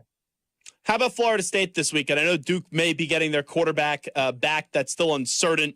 We know Florida State has had a really good season, but Mike Elko's done a good job at Duke. How do you kind of think this game will play out, Danny Kanell? I've been telling Florida State fans, don't get cocky, don't get confident, overconfident in this matchup, because Duke is a really good football team. And they have to overcome the perception of being a basketball school. It's just a reality of the situation. And they haven't been very good historically. I mean, this is the first time they've traveled to Tallahassee ranked in the top 25 since 1994 when I was the quarterback. That's how long ago that was. So it's, and Mike Elko, and they're trying to overcome that. But if you go watch the film and you see what they did against Clemson, you see what they did against Notre Dame, they went toe-to-toe athletically, physically, in every phase of the game with those programs. So I think Florida State will have their hands full. I am very kind of, relieved that Riley Leonard, if he does play, I still think he'll be limited with what he can do. And he is an athletic quarterback. Like, running is his strength. And even if he does play, which I don't think he does, but even if he does, he will not be 100%. And if he can't run the way he was able to against Clemson, where he took over the game, I think he has limitations. So I like Florida State to win in a lower scoring game because I think Mike Elko is a really good defensive mind. I think he'll be able to slow down Florida State's offense a little bit. I mean, Florida State has so many weapons, but I think he'll be able to provide some sort of a headache for Jordan Travis and company. So now with the Brock Bowers injury, Danny Kanell, and he'll be out 4 to 6 weeks. Who knows if he does return for Georgia with winning 2 national championships and already having his NFL future set up. People are now sort of back in on Alabama. They play Tennessee this weekend. Does Alabama run the table and they are live to make the college football playoff, in your opinion? I don't think so, but I've been sort of down on Bama this year not believing they're a national title contender. And, after Texas, I was feeling pretty good about it. But it's still Bama. They still have so much talent. But my biggest concern was at the quarterback position. When we didn't know it, it's like, man, if they have three quarterbacks vying, they brought in, Ty Buckner from Notre Dame. It just felt like there was some issues there. Now, Jalen Milroe has settled in as the starter, but they're only averaging 30.1 points per game. That's the fewest points per game since 2008 for the Crimson Tide. So they are not the same team offensively. I think they have enough to win. Tennessee is not the same offense they were last year. I think Bama will win this weekend, but I do like Tennessee with the points. But then keep an eye out for the LSU game because Jaden Daniels is playing as good as anybody in the country, even with 2 losses. I think he's playing good enough to win the Heisman Trophy. So I think Alabama will slip up one time before the season's over. So I don't think they make the playoffs or win the SEC. By the way, what's going on with you and Coach Prime? Because I love Danny Kanell. I also love Coach Prime. And I see the two of you just going back and forth with one another. I feel like I am the child in a parent divorce here between the two of you. So I'm going to clear something up because I have a lot of people that are like, why do you hate Coach Prime or why do you hate Colorado? I did not like this was, I think, right in the preseason or week 1 when Deion Sanders kind of distanced himself from Florida State and wouldn't acknowledge that he was a Florida State Seminole. And I called him out for that. And he kind of responded. There were some things going on. He wasn't happy that he wasn't given the opportunity to be the head coach of Florida State. And, it's no secret now. So I was unhappy with the way he handled it. But then we kind of put that to bed. Then I was, I don't think I was over the top, but I just didn't think Colorado was worthy of some of the attention they were getting. And Deion Sanders Jr. came out and kind of slammed me on social media, calling me a derogatory term that rhymes with a garden tool that you use out in the garden. I can, I don't know what kind of language you can use on here, but we'll keep it clean. So he came after me. And here's my thing. So I go back to, I love to talk trash in locker rooms. I always thought it was fun. And I understand why they like to talk trash too. But I'll give it back. So when they lose or when they beat a team that's 1-5 and they're out there celebrating the other team's face and Shador's putting up his watch and doing the celebration, I'm going to call it out. And when they lose to a team like Stanford, I'm going to give it back just like they give it out when they're winning. And for whatever reason, and I think this is mostly Colorado bandwagon fans who don't really follow college football, because I'll get into it with SEC fans. I've gotten into it with Oklahoma fans. I've gotten into it with even my own fan base, Florida State. I like to go back and forth and talk a little smack, but for whatever reason, the Colorado fan base does not take it very lightly. Like, they take it very serious. So I posted the video of the Saturday Night Live skit, which I thought was hilarious. I didn't think it was derogatory towards Deion. I thought it was funny, but they thought it was me slamming Deion just because I reposted the video. I think Deion has been great for college football. I think Shador Sanders has done a phenomenal job. I think Shiloh Sanders is an incredible defensive player. I don't have any problem with them. It's the bandwagon fans that have hopped on board and are so sensitive. They got to get some thicker skin. That's who my problem is with. All righty. Before we let Danny Kanell run, tell me what you're doing today with BetOnline. Oh, just out here pumping the games this weekend, man. They have so many fun lines that are out there. Heisman odds, championship odds, regular game time odds, but they also get into some of the specialty lines too. It's always fun, man. So check it out, betonline.com for all the different action. He is Danny Kanell. Danny Kanell, you be careful on that Ohio State campus, all right? It's starting to rain. As I don't know if you noticed, I moved under the umbrella here. It's starting to rain. I hope the weather clears up. I think it's supposed to. It is a nasty, ugly Big Ten fall day right here in Columbus. Well, here's the big thing. Is someone holding your umbrella like Rodney Harrison 2 years ago on Sunday Night Football? Or is this by yourself? It's on a stand, so I have that no personal umbrella holder. Yeah. Look at that. A very bougie Danny Kanell with this umbrella holder on his stand. Danny, appreciate the time. Thank you. You got it, Zach. Have a good one. You got it. There he is, Danny Kanell, joining us on CBS Sports Radio. We will take a break. We will come on back to 5 questions, 5 answers, little onsides, offsides. Zach Gelb here with you on CBS Sports Radio. You're in a 5-minute break.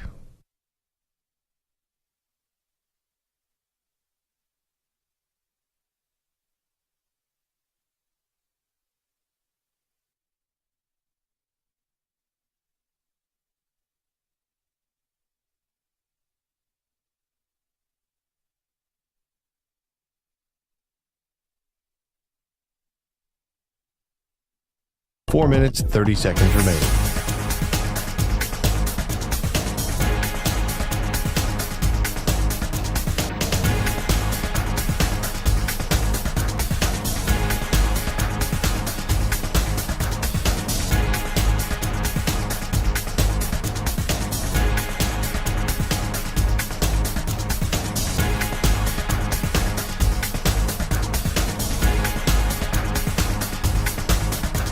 Four minutes remaining.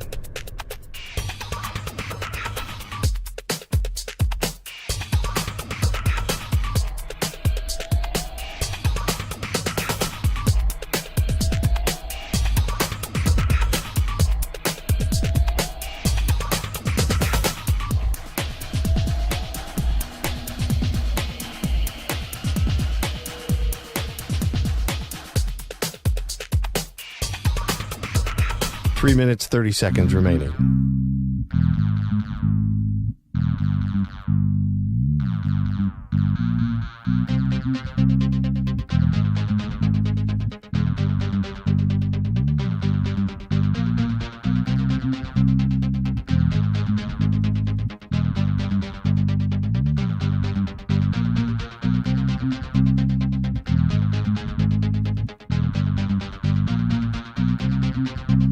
Three minutes remaining.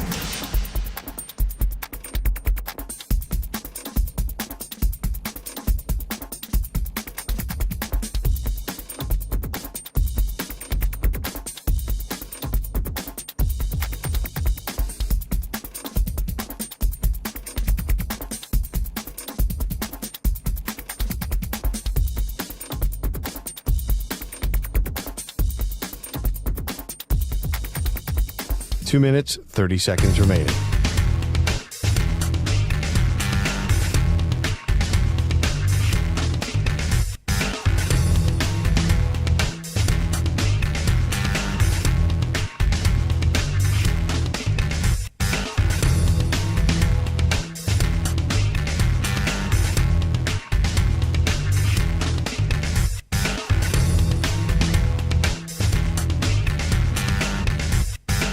Two minutes remaining.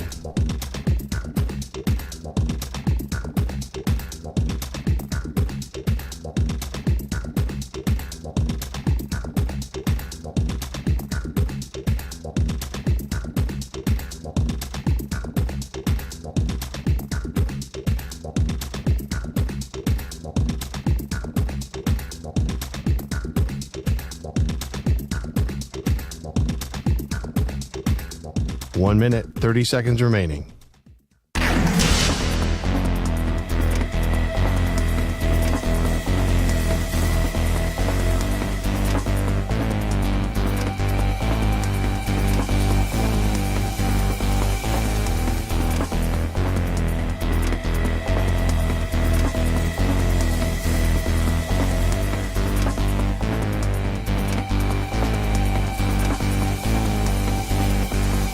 One minute remaining.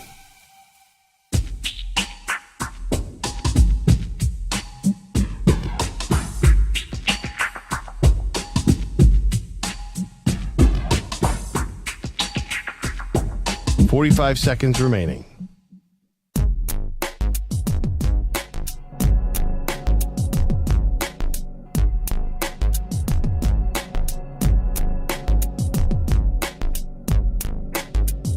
.30 seconds remaining.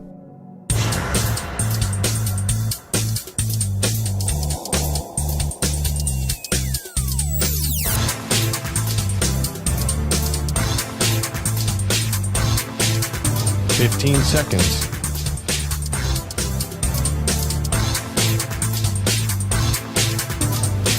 Break ends in 5 seconds.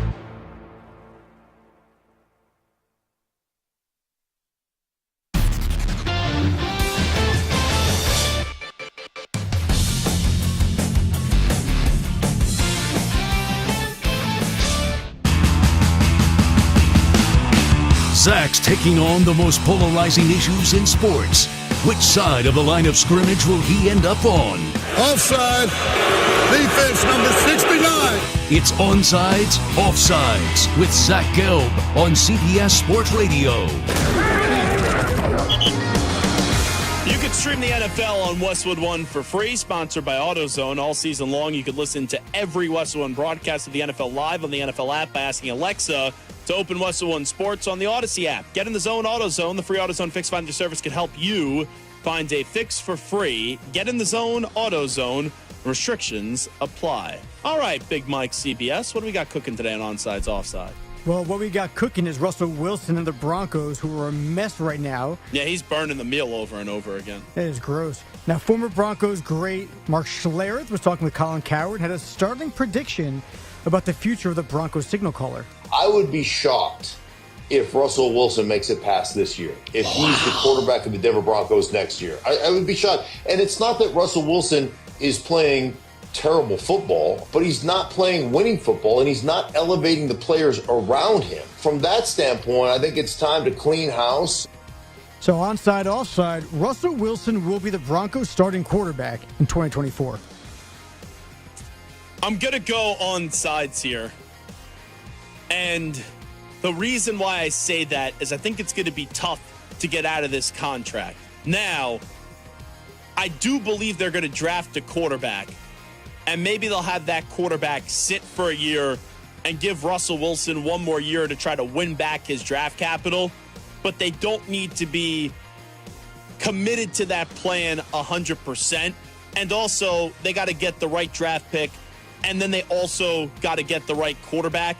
So I think contractually they'll try, and usually when you do this, it ends up being a disaster because then you usually have to go to the quarterback because the fan base wants to see him.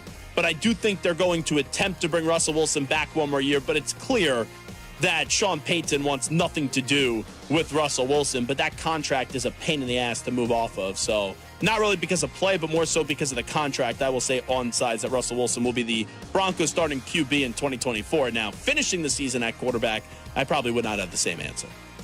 All right, well, this weekend, the 3-3 Falcons head to Tampa to take on the 3-2 Bucks, with the winner taking the lead in the NFC South.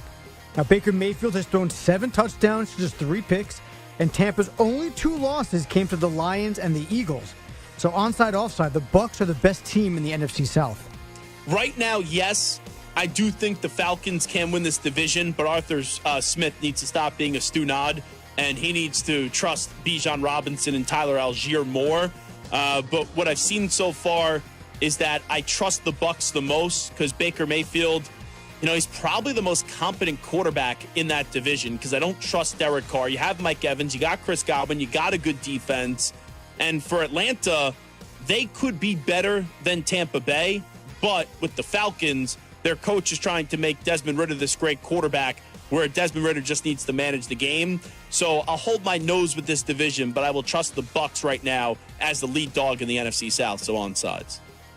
Now, your Patriots are 1-5, and they host the Bills this weekend. All signs point to Mac Jones remaining as the starter in New England, at least this week. However, Jones has no touchdowns and 5 picks over his last 3 starts. So onside, offside, this will be Jones's last week as the Patriots starting quarterback. No, but it is coming to a close. And I do think we'll eventually see, it won't be Bailey Zappi, happy for Zappi. It'll be Malik Cunningham, and he could run around to try to save his life with no offensive line protection, but at least he's a mobile quarterback, and he did some electrifying stuff, I guess you could say, in the preseason. But when you ask me, this will be Jones's last week as the Patriots starting QB, I don't think they're making the change after this week because the week after that they play the Dolphins. But after 2 games where they should be miserable against the Bills and the Dolphins, then I do think a change is going to be in play. But this won't be the last week for Mac Jones as the Patriots starting QB. So I will go offside here. Offside. Now, we've talked about this a bunch today. The NCAA is investigating Jim Harbaugh in Michigan for potentially stealing signals, with the focus being on a Wolverines analyst who has now been suspended by the team. Reports say the signal stealing was so well known around the Big Ten that teams switched to using armbands to kind of curtail Michigan. Now, however, college football expert and analyst Paul Feinbaum believes the NCAA is actually targeting Harbaugh. In understanding the NCAA and its enforcement division right now, it's hard for me to imagine that they'll be able to make a solid case. It does look bad. There have been allegations out there in the past, but I sense that there's some piling on here to Jim Harbaugh. He turned his nose to them a couple of months ago. And I think if this had been someone else, this investigation probably would not have gotten to this point. So onside, offside, this is Harbaugh's last year in Ann Arbor. So the people that run the NCAA are a bunch of pigs. There's no other way to say it and try to make it be something nicer than how I feel about the NCAA. They are a fraudulent organization. They are a joke. And I believe Paul Feinbaum here. If Jim Harbaugh just checked his ego at the door and bowed down to the NCAA this summer, I think they sweep right underneath the rug all of this stuff that's going on right now with the sign stealing scheme, which is such an overblown story and it's so ridiculous. And now it's going to become a big story. And if Harbaugh just played nice this offseason, then the NCAA wouldn't be going after him. If this was Nick Saban, if this was Ryan Day, if this was Lincoln Riley, the NCAA isn't making this a big deal. But the NCAA is petulant. The NCAA is going to drag their feet and they're going to cry because Jim Harbaugh did not play nice with the NCAA this offseason. This is a joke. This is a witch hunt. And this is absolutely ridiculous. And if I'm Jim Harbaugh, I'm giving the middle finger right now to the NCAA, and I'm saying this is it at Michigan, and I'm leaving after this year, and I'm calling up the Commanders, I'm calling up the Los Angeles Chargers, whoever it may be, whatever team needs a coach, the Chicago Bears, and I'm saying hire me.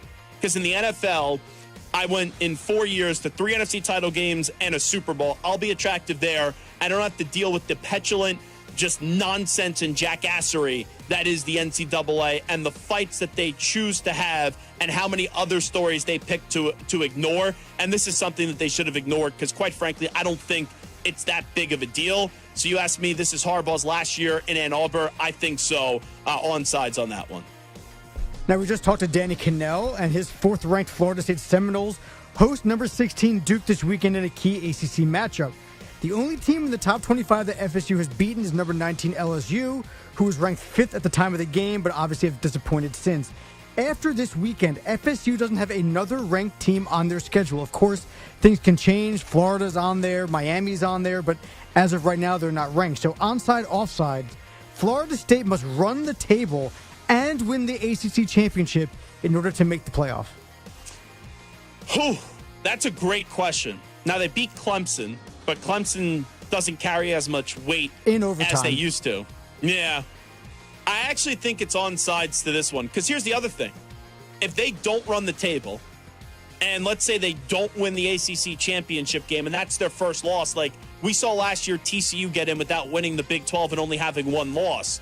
But if they're going to lose, you would probably think it's going to be to Drake May and UNC in that ACC championship game. And then if it's a one-loss UNC team, they're going to get in if a team's going to come out of the ACC. So I don't think you could play with fire here, and I don't think you could have one loss and then see how the dominoes do fall. So you ask me, Florida State must run the table and win the ACC in order to make the playoff. They should, and we'll see if they will, but I think they need to in order to guarantee themselves a berth in the college football playoff. Because here's the other thing.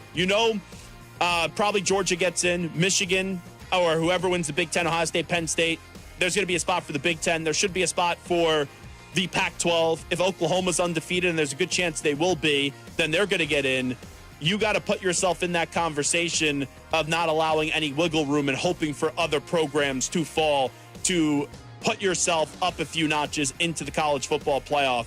So, yeah, I think they got to run the table and been doing that, win the ACC to make the playoff onside. All right, last one. The MLB League Championship Series continued today with the Rangers and Astros tied at 2 in the ALCS and the Phillies up 2-1 in the NLCS. The defending champion Astros are looking for their 5th AL pennant in 7 years. It's crazy to think how dominant they've been. While the defending NL champion Phillies hope to make their 4th World Series trip since 2008. So onside, offsides, a World Series rematch of Houston and Philly would be the best matchup for baseball. Oh, that's a good question. I'm going to say onsides. I think the Phillies are a really fun team, and I like the Diamondbacks. I do. There's a lot of likable players there with Corbin Carroll and Gallen and the team that they've built and how bad they've been for so many years. But the Phillies are just loaded with offensive talent with Bryce Harper and Kyle Schwarber and Nick Castellanos and JT Realmuto. That's just such a loaded team offensively, and 1-2 in the rotation. is starting to become a very good 1-2 punch. We knew Wheeler was an ace. Nola was talked about being an ace, but he's been, and he hasn't always lived up to that, but he's been electric in this postseason. And I still think the Astros are good. Like, I'm over the cheating scandal. I don't really care about the cheating scandal. They've won after that. And I look at the Astros as a team where I don't believe that a lot of people share that same belief as I do, that they're over the cheating scandal. So I do think they're good for a polarizing matchup with the Rangers. They're a really fun team. You know, they had a bunch of players in the All-Star game. They're a good team. Bruce Bochy is one of the greatest managers I've ever seen with the 3 championships he's won with the Giants, and then now has the Rangers 2 wins away from going back to the Fall Classic and have them go into the World Series. But I think the Astros being in the World Series, how dominant they've been and potentially becoming a dynasty, is good for baseball. So, yeah, Astros and Philly sign me up for a rematch. And the Astros are the only team that have been able to walk into Philadelphia the last 2 years and get not only 1 win, but then 2 wins at the bank, Citizens Bank Ballpark. So, yeah, that matchup, Astros and Phillies, would be the best matchup for baseball in the World Series on sides. Okay, Zach Gelb Show, CBS Sports Radio. We'll take a quick break, and we will come on back. But let's first get the latest CBS Sports Radio update with the Ackman, Rich Ackerman. CBS Sports Radio.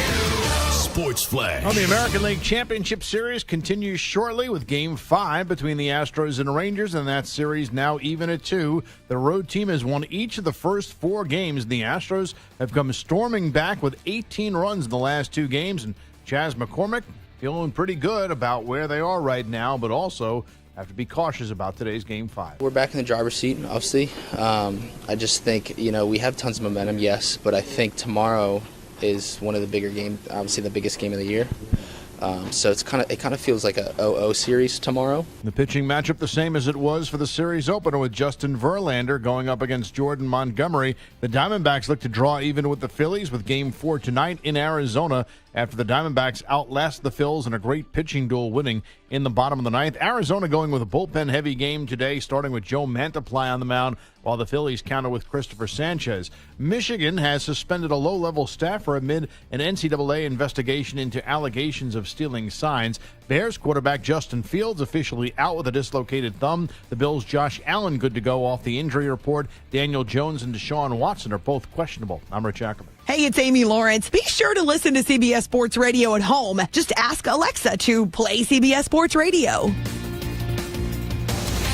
CBS Sports Radio.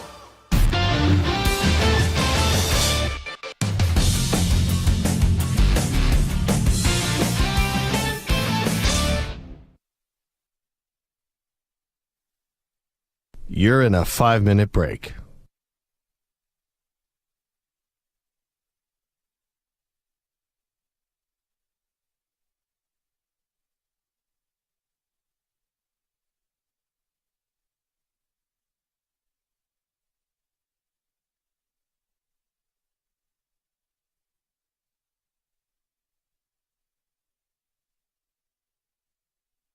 Four minutes, 30 seconds remaining.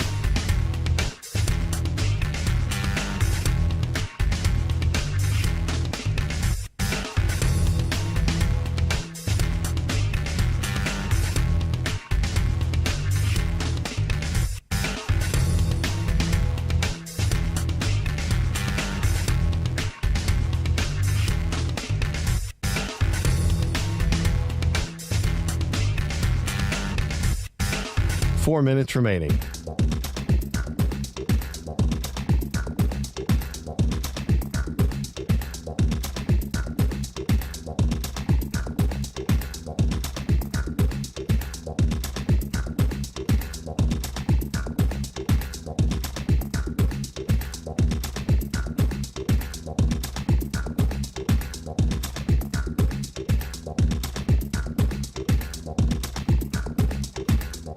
Three minutes, 30 seconds remaining.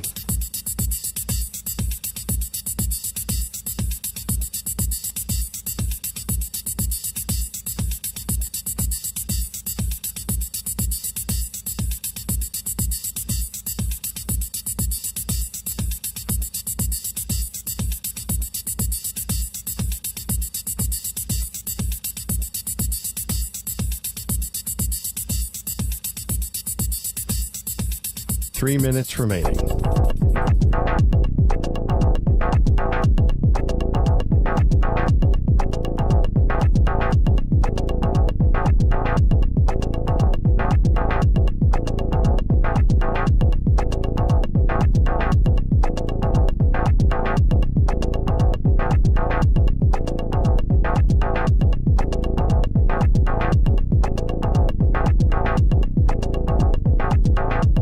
Two minutes, 30 seconds remaining.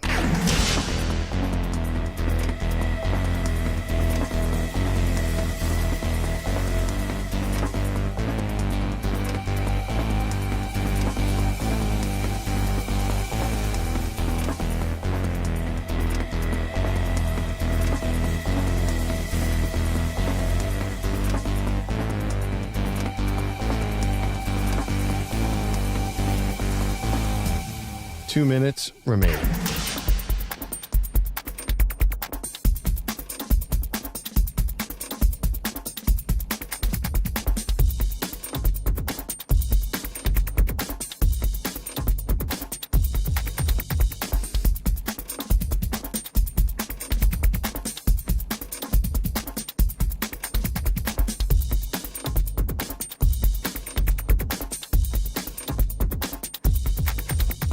One minute, 30 seconds remaining.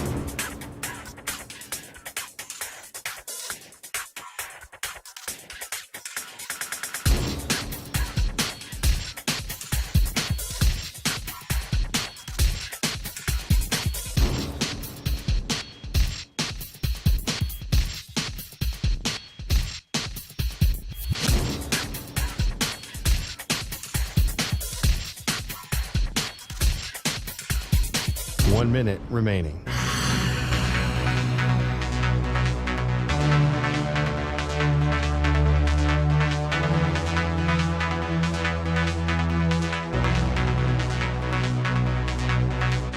Forty-five seconds remaining.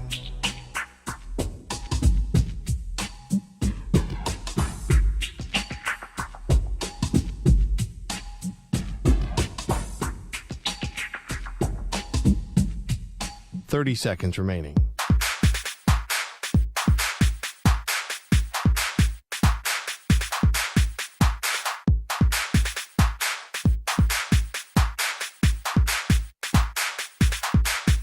Fifteen seconds.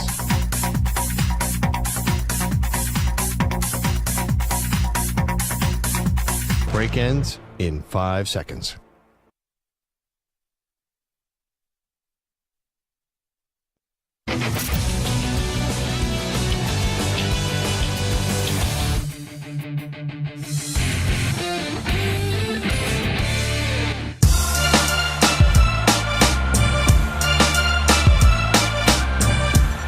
Live. He's nationwide on CBS Sports Radio. Sean Payton may be the biggest buffoon in the NFL right now. Because Sean Payton this offseason, he went after Nathaniel Hackett. And he said Nathaniel Hackett did one of the worst coaching jobs in the history of the league. When you say that, it's a must-win when you go up against Nathaniel Hackett's offense. The Jets won the game up against the Denver Broncos, and that is as bad of a look as humanly possible for Sean Payton. This is the Zach Gelb Show.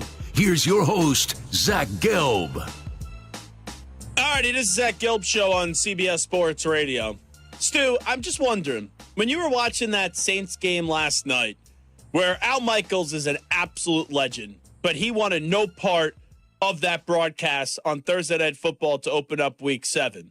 But when you're watching that game and you see the Saints not show up for the first half, and then they start to make that run in the second half, then it's like, wow, this is going to be a major choke job by the Jacksonville Jaguars, and what a great comeback this is for the New Orleans Saints. And even though Foster Moreau dropped the touchdown, Derek Carr is just too up and down as a quarterback. Was that deja vu for you watching Carr all those years with the Raiders, and you're like, wow, I'm not even surprised that something like that happened with Derek Carr with the Saints last night? Yeah, it really was.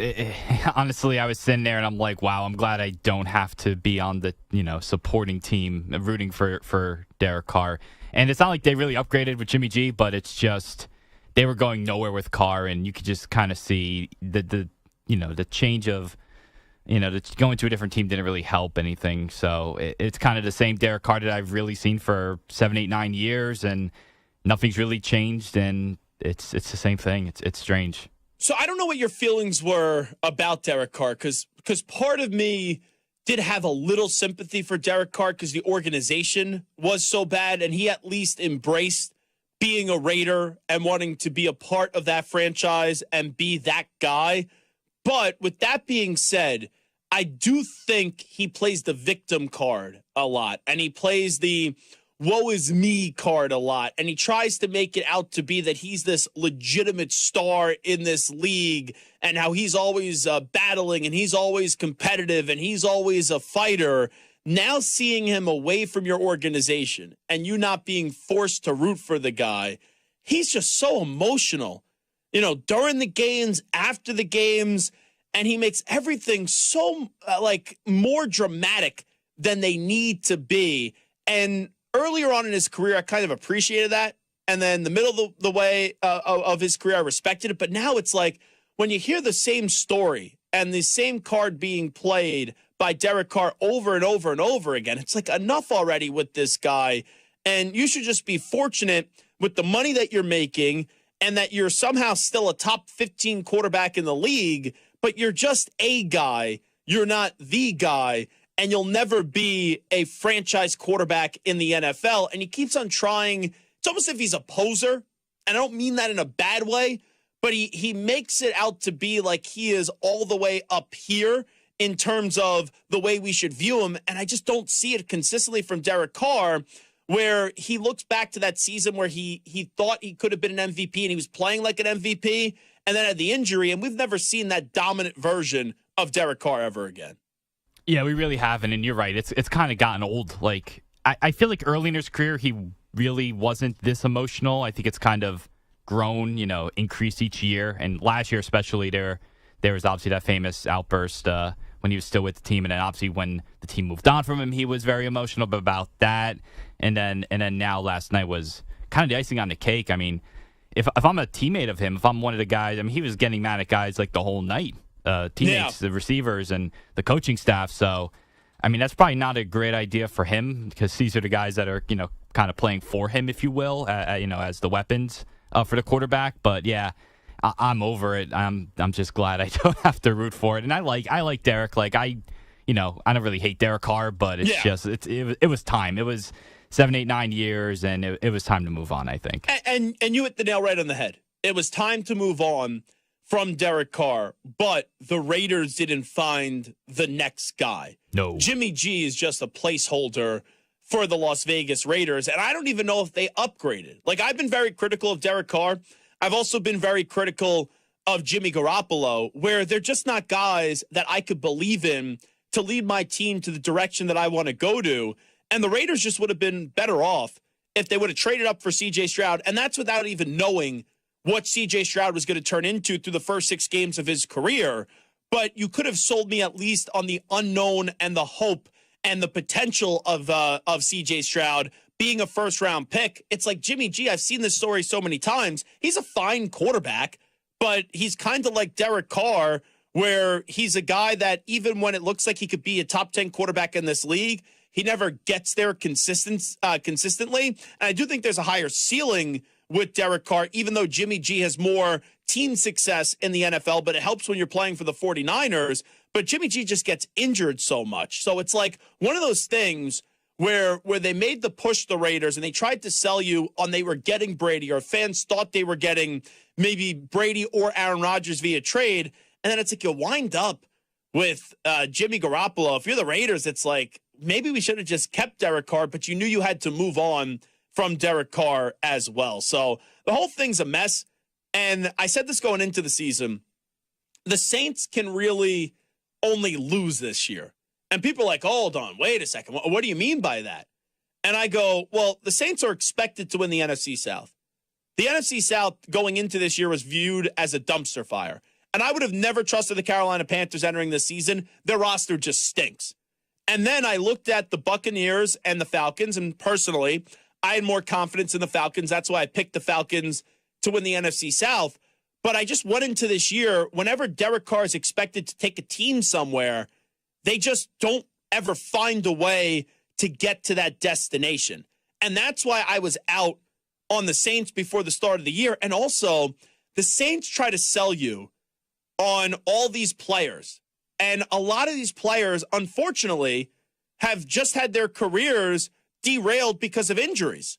And you look at Michael Thomas, like how many more times I have to hear about Michael Thomas could be this, Michael Thomas could be that. The guy is always hurt. And don't get me wrong, their defense, that's a damn good defense in New Orleans. But on the offensive side of the ball, like I like Olave. Alvin Kamara is a good player. You know, Williams, come back from the injury. He's a good player. But there's just certain guys, when you say the name of a quarterback, like the hair on your neck just stands up because you know he's not that guy. And that's Derek Carr. So Carr is a fine quarterback. Carr is a solid quarterback. Carr is a guy that at times looks like he could be a top 10 quarterback, but in reality, he plays more consistently like quarterback 14, quarterback 15, quarterback 16 in the NFL. And if you only show a glimpse of being a top 10 quarterback here and there, a throw here or there, it's not going to turn into a guy that you believe in. And we've seen the story for years with the Raiders. Now he's somewhere else. And quite frankly, how much we talk about quarterbacks and head coaches, what the heck does Dennis Allen bring to a football team? You tell me Dennis Allen's your defensive coordinator, fine, I could live with that. I'm all good with that. But when Dennis Allen and Derek Carr is your head coach quarterback combination in the NFL, does anyone expect that you're going to win anything and win anything of significance? So they had the target on their back where they're supposed to win the NFC South. And if they don't win the NFC South, outside of the contract obligations that you have to Derek Carr, it's like, what gives me confidence as a Saints fan to want to see more of Derek Carr? I have none. And you got to get rid of Dennis Allen if this team doesn't win the NFC South this year. And for years, you had Sean Payton, you had Drew Brees, you knew what you were getting with New Orleans, even though they only won one Super Bowl. And then they had some shortcomings at the end of their tenure. But they were always there. They were a team that you had to be concerned about. Now with the NFC South being miserable and not being, great, and us thinking 8-9 may win this division before the start of the year. Heck, last year, 8-9 won this division. It's not as if I'm asking the Saints to be this great team. People are just asking the Saints to be solid. And if you're solid, you could win this division. But I haven't seen anything from the Saints this year where the highlight of their season is blowing out the Patriots 34-0. Newsflash, the Patriots suck. They're a horrible football team. And I say that as a Patriot fan. So that's also another barometer. When we were praising them for a great victory up against the Patriots in New England, you're praising them for beating a bad football team. Now, you can only play who's on your schedule. But when you're praising someone, and that's the only really praise you have this year for beating a bad football team, it means you're not that damn good either. And last night, Carr going at it, where he had the bad throw, and then he got annoyed with the Olave. It was just a bleep show. But that's a Derek Carr experience. It's a roller coaster ride. Sometimes it starts off slow, then you think it's going to be really good, and then at the end of the night, it ends, and you're just like, I don't really need to see that again. This was a roller coaster ride that I'm good and I could live without, and it's not something that we want to go through, and it had a crash at the end. And it wasn't all Carr's fault, but you got to show up better in the first half. And also, Kirk Herbstreit, and I like Herbstreit a lot, but after the game saying, oh, yeah, we got to really praise the Saints for a good effort when they went down. What? This is the NFL. Here's a participation trophy. The game sucked, and then you made it a game, so we need to hand out a participation trophy to the Saints for showing up? That's a bunch of bullcrap. The Saints have been disappointing all throughout the year.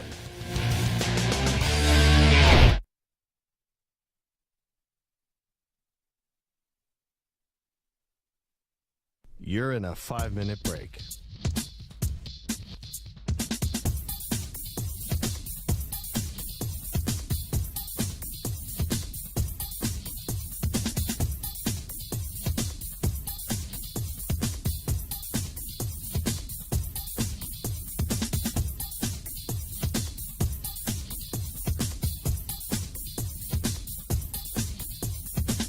Four minutes, 30 seconds remaining.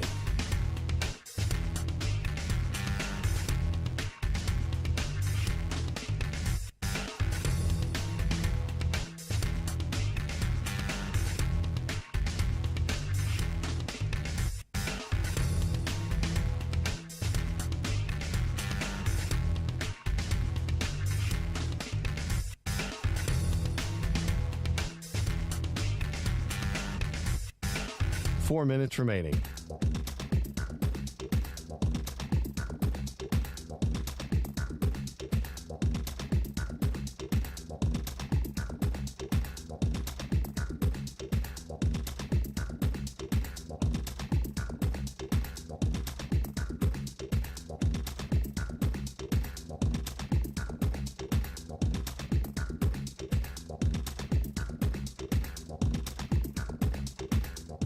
Three minutes, 30 seconds remaining.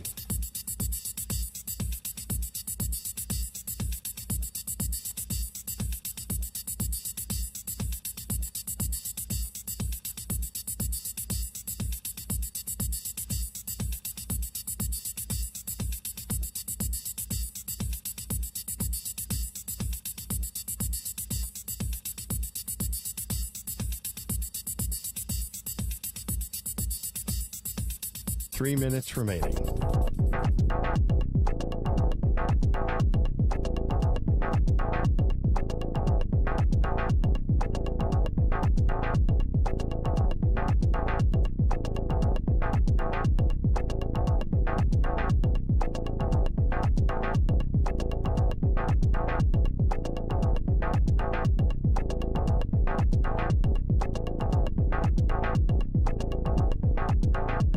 Two minutes, 30 seconds remaining.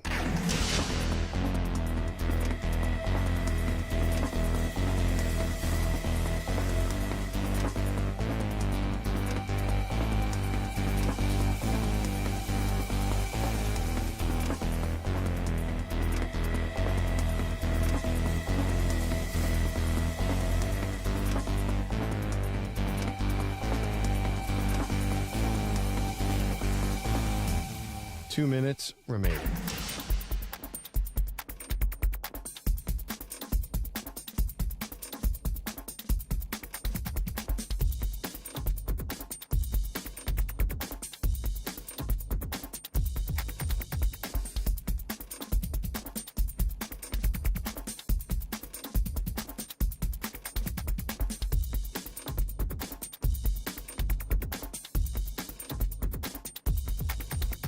One minute, 30 seconds remaining.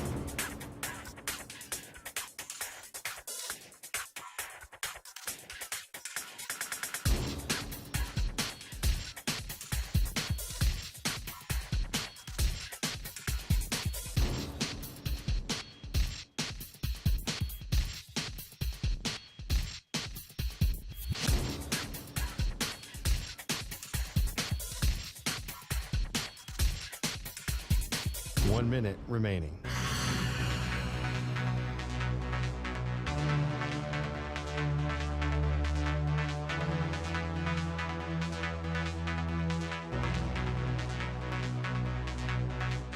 Forty-five seconds remaining.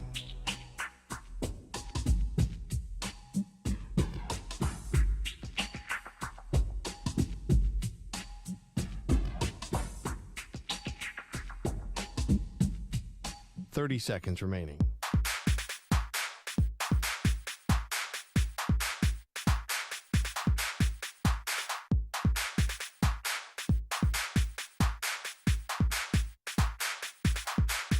Fifteen seconds.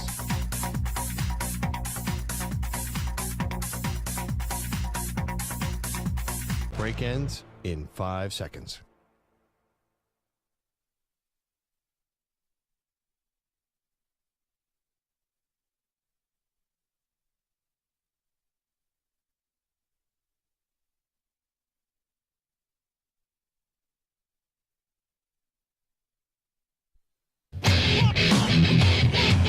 He's live. He's nationwide on CBS Sports Radio. This is the Zach Gelb Show.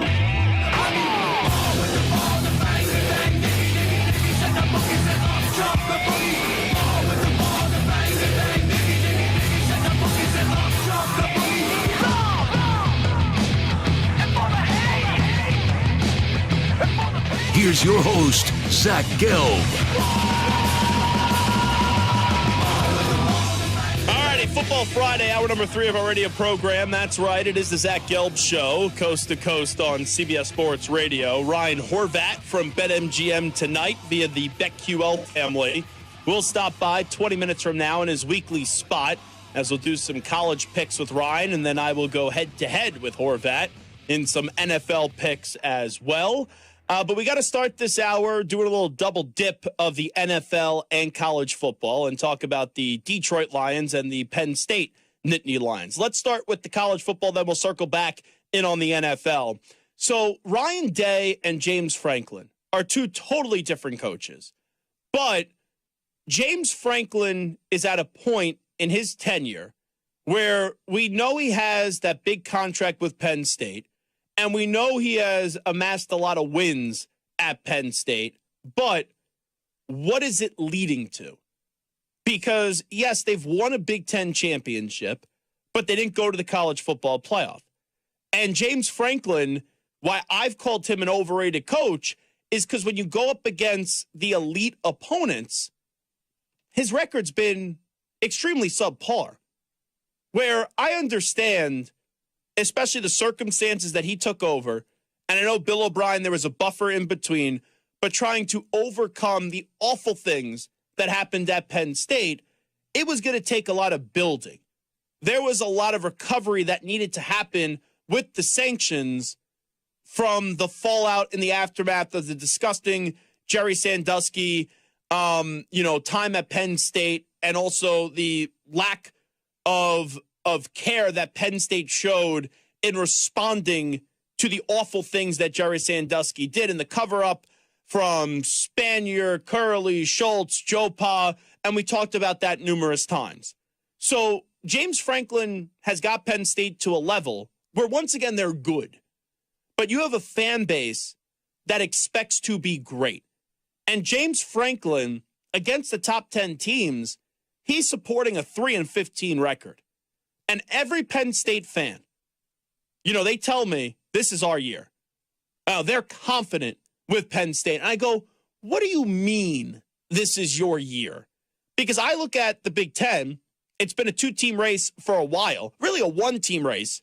And in the last 2 years, it's turned into a 2-team race with Michigan just dominating Ohio State the last 2 years. So Penn State thinks they're in the same weight class as Michigan and Ohio State. You could think that. You could believe that. You could want to do that. But until you do that on a football field, there is still a separation with Michigan and Ohio State compared to Penn State. And all throughout the year, this is coming from someone that has acknowledged how good Penn State could be. And for the first 6-7 weeks of the season, I've said that I believe Penn State is better than Ohio State this year. But as we get here to game week, and as we get here to the Friday night before the game on Saturday that kicks off tomorrow at noon Eastern, you're asking me to trust James Franklin. You're asking me to expect James Franklin to improve to 4-15 against the top 10. And until James Franklin does it, it's almost as if it's kind of viewed as Michigan and Ohio State. Where, remember that one year Michigan was on the revenge tour, and they beat a lot of schools that they lost to the year before. But when push came to shove with that great defense that they had with Brown, the coach now, or he used to be the coach at UMass, I think. I don't even know if he's the coach at UMass, but he was the defensive coordinator. They were supposed to go on out there and destroy Ohio State or win the game against Ohio State, and they got destroyed. And it was like one of those moments where it's like, this was supposed to be your year. This is when you were supposed to get over the hump, and Urban Meyer and Ohio State smacked you around again. So now it's like, all right, with Penn State, you're telling me this is your year, and you are a better football team than the year ago. But just because you're a better football team, will the results be different? And for Penn State, there's an enormous amount of pressure on James Franklin this weekend. Because if he loses, every talk show in the country on Monday or on Sunday is going to be saying, yeah, Penn State's a good program. Penn State's a really solid program. But they're up against the elite. They're not getting the job done. And they need to find a way, bare minimum, to split against Ohio State and Michigan this year. And I think Michigan's the best team in the Big Ten. And I don't know what words of optimism I would have for the Penn State fan if they lose to Ohio State this weekend.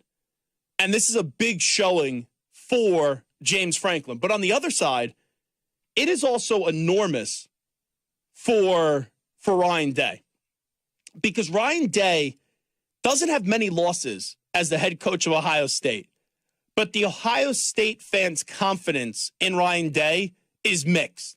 And I don't want to say the majority of Ohio State fans are turning on Ryan Day, because that would not be fair. But there is a loud minority that are not satisfied with the job that Ryan Day is doing. Because the standard at Ohio State, ever since Urban Meyer took over, and Urban Meyer brought that program back to a national championship contending level, is you beat the snot out of Michigan, and Urban Meyer never lost a game to Michigan, and then you're competing for a national championship. Well, you look at Ryan Day, he coached in a national championship game, didn't win it. And then the last 2 years, they have lost both times to Michigan. So the buildup always for Ohio State is the Michigan game. Michigan at the end of the season, Thanksgiving weekend on that Saturday at noon Eastern. And this year it's in Ann Arbor. But also, you're trying to get to the college football playoff. And if you lose to Ohio State this weekend, you're going to hear, or if you lose to Penn State this weekend, you're going to hear from the Ryan Day and Ohio State fan, man, Ryan Day couldn't even get us to the Michigan game this year undefeated. Because if you lose that game, let's just say Ohio State loses to Penn State this weekend. Even if you come back and beat Michigan at the end of November, if Penn State's only loss is to Michigan, the committee is going to have to go with Penn State, and also Penn State's going to hold the tiebreaker because Penn State, both would have one loss, but Penn State would have beat Ohio State, and Penn State, if they only have one loss, they would be in the Big Ten championship game, and they would win the Big Ten championship game.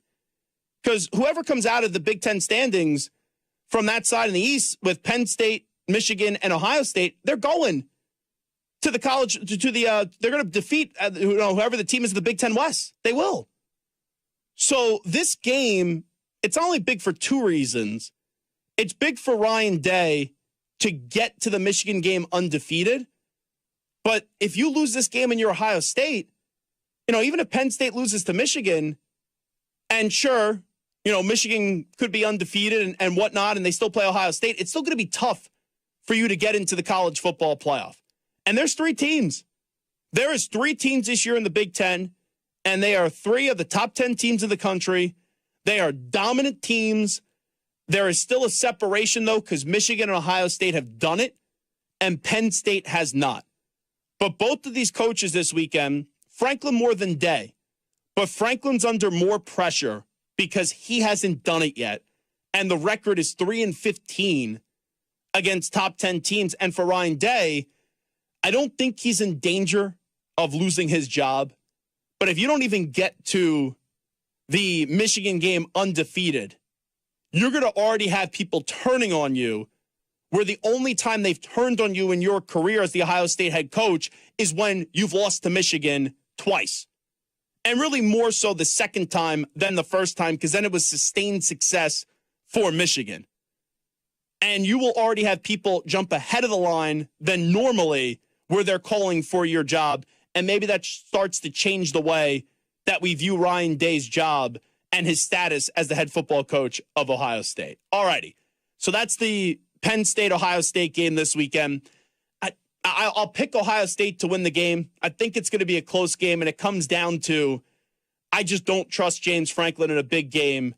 And until he gets the job done in a big game, and I know he's won a Big Ten championship, but until he gets the job done against a top 10 team, and this is a year where he's supposed to do it, I'm going to fade James Franklin because there's a lack of trust between James Franklin and yours truly. Now, let's get to the Lions. When we talk about the Lions going up against the Ravens this week, this is going to be a wonderful matchup. And I think people view the Ravens as a good team. I think people understand the Ravens are a very solid organization. The Ravens are a good team, but usually their season gets derailed by injuries. But this is a good measuring stick for the Detroit Lions, who are a team that are 5-1 right now. They're playing incredible football. It looks like they're getting Jahmyr Gibbs back from what Dan Campbell said the other day. You have Amon-Ra St. Brown, who's a top 10 wide receiver in the sport. You have Jamison Williams, who's back from the gambling suspension, and he's been, in doses explosive with what we've been able to see, his big playability. Sam Laporta, the rookie tight end, has been sensational. And Jared Goff is playing like a top 10 quarterback right now. Jared Goff is a dark horse to win the NFL MVP. Where today we opened up the show, and I said through the first 6 weeks of the season, my MVP pick would be Tyreek Hill, who's on pace to hit over 2,300 yards receiving this year, and then also get 17 touchdowns, receiving touchdowns. But if it's not Tyreek Hill, because maybe him and Tua splits votes, I'm looking around, and a non-quarterback hasn't won the award since 2012. And I'm looking around, and I'm trying to identify, when Adrian Peterson won the award, who could win the MVP. And, I think everything has to be perfect for Mahomes to win it. I don't think Josh Allen will win it. Lamar Jackson has a chance, but they got to win that division, which has a good chance of it happening. But Lamar also has to be healthy, something he has not been at the end of the last 2 years. And you look around, it's like the Lions have a damn good chance where they don't have a lot of tough games on their schedule the rest of the way. This is a tough one this weekend, but the Lions have a damn good chance to surprise a lot of people, where we knew the Lions would be good this year. But I don't know how great we thought the Lions would be, where the Detroit Lions could get the number 1 seed. And if the Lions get the number 1 seed, sure, Dan Campbell probably will be coach of the year. Maybe Aiden Hutchinson will be defensive player of the year, but there's going to have to be a player that emerges in the MVP conversation when you're the number 1 seed in the NFC and having this historical season for the Detroit Lions where, let's be real about it, they haven't won their division since 1993, and they haven't won a playoff game since 1991. Like, the guy that called me yesterday and said, I've never heard a radio show that when they did their power rankings, they had the Lions as the best team in the nation, and they had Michigan as the best team in the nation. So for Michigan, they've been there the last 2 years, not the best team, but one of the best teams. This has been, for most Lions fans, uncharted territory. And you just want to see this momentum train keep on moving and keep on soaring for the Detroit Lions. And I think the Lions are a better team than the Ravens, but there's not many measuring stick games anymore for the Detroit Lions because they started off the season, even though you didn't have Chris Jones, even though you did not have Travis Kelce in the game, they go to Kansas City and they get a win. That did set the tone for the season. And now at 5-1, the conversations are deriving about how great this team could be. And I don't think there's 3 Super Bowl contenders right now in the NFC. Eagles, 49ers, and I can't wait for that Eagles-Dolphins game this weekend. And then it's the Detroit Lions. But really, after this game this weekend for the Ravens, like even if you're still a non-believer in the Lions, outside of this game against the Ravens, there's not really a moment that if you haven't believed in the Lions yet, that they're going to give you a reason to believe more based off the quality of opponent. Like they play the Raiders, they have a bye week, they play the Chargers, they play the Bears, they play the Packers, they play the Saints, they play the Bears again. You have Denver, Minnesota. The Cowboys are a good team, not a great team. They're fraudulent, but they play them on December 30th. And then you play Minnesota again. So for the Lions, if you're trying to get that number 1 seed and have the road to the Super Bowl, think about that. Travel through Ford Field, and you win this game, you're 6-1. I could only see maybe at most, if they win this weekend, the Lions only having 3 losses at the end of the year. And I may have to reach to find 2 more losses on this schedule to get them to 3, because the only opponents that really make you say, okay, that's a big game for them the rest of the way for the Lions are the Ravens and the Cowboys. Now, I can't trust the Chargers anymore, especially with Brandon Staley as their coach. You can't trust the Raiders. The Bears twice, that's a gift. The Packers, they beat the crap out of them earlier this year. The Saints stink, the Broncos stink, and the Vikings stink. So this is a big test where the dessert could get even sweeter this week in terms of the national respect and the national conversation for the Detroit Lions, and I'm looking forward to it because I actually like the Lions in this game. I think a lot of people will say, oh, this is a letdown spot. You win the season against Kansas City, then you lose in overtime to Seattle, and you haven't lost a game since, taking care of Atlanta, Green Bay, Carolina, and Tampa Bay. I think some people think this is a letdown spot, but I just trust the Lions offense more and the Lions team more with Anzalone and also Aiden Hutchinson than the Baltimore Ravens. And just that statement is marvelous. And you're also going to Baltimore. So there's a lot of reasons why you should want to pick the Baltimore Ravens, but I'm not going to pick against these Detroit Lions right now. All righty, this is Zach Gelb Show on CBS Sports Radio. We'll take a break. We'll come on back in 5 minutes. We'll do so with some gambling picks from Ryan Horvat via BetMGM tonight. He'll give us some college picks, some NFL picks as well. Zach Gelb here with you. 40 more minutes to go on a Football Friday right here, but where else? CBS Sports Radio. You're in a 5-minute break.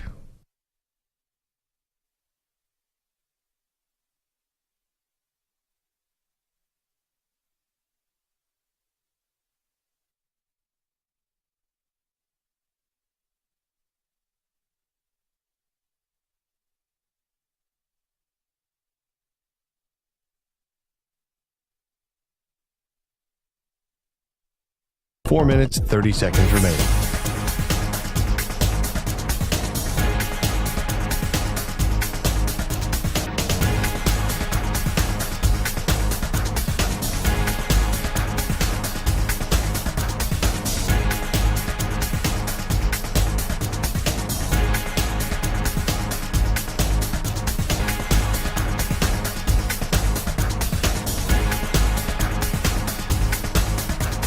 Four minutes remaining.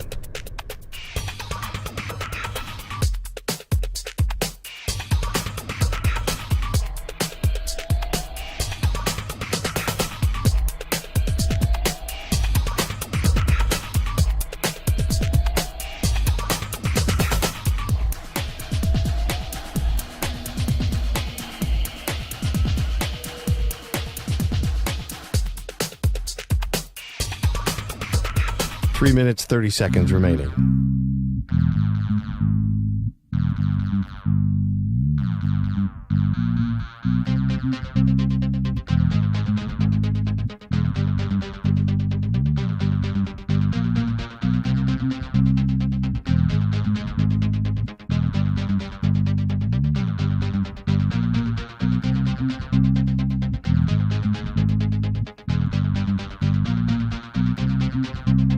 Three minutes remaining.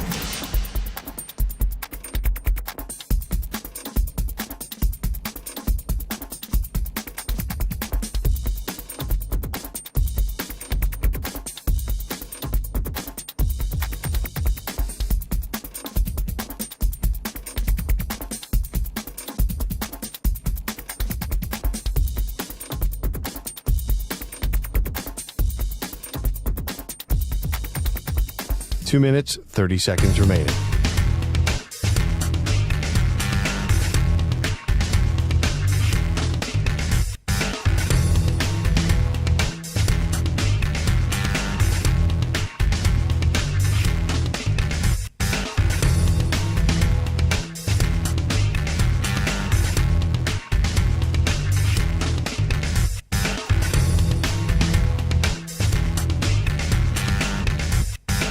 Two minutes remaining.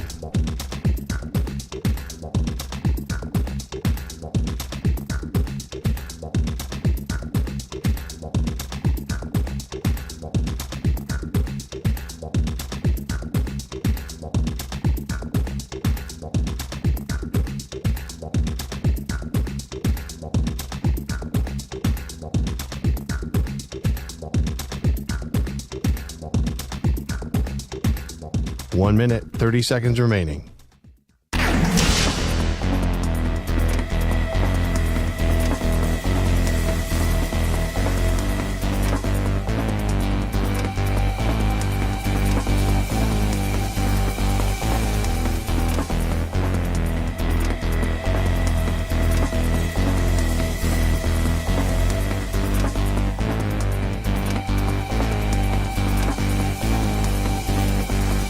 1 minute remaining.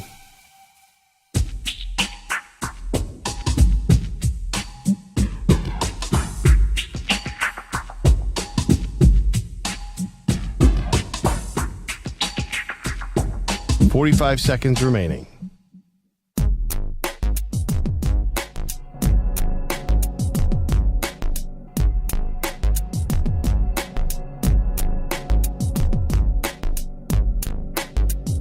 .30 seconds remaining.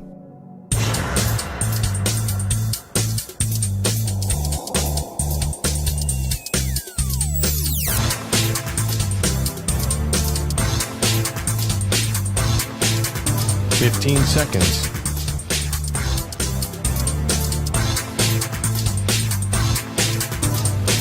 Break ends in 5 seconds.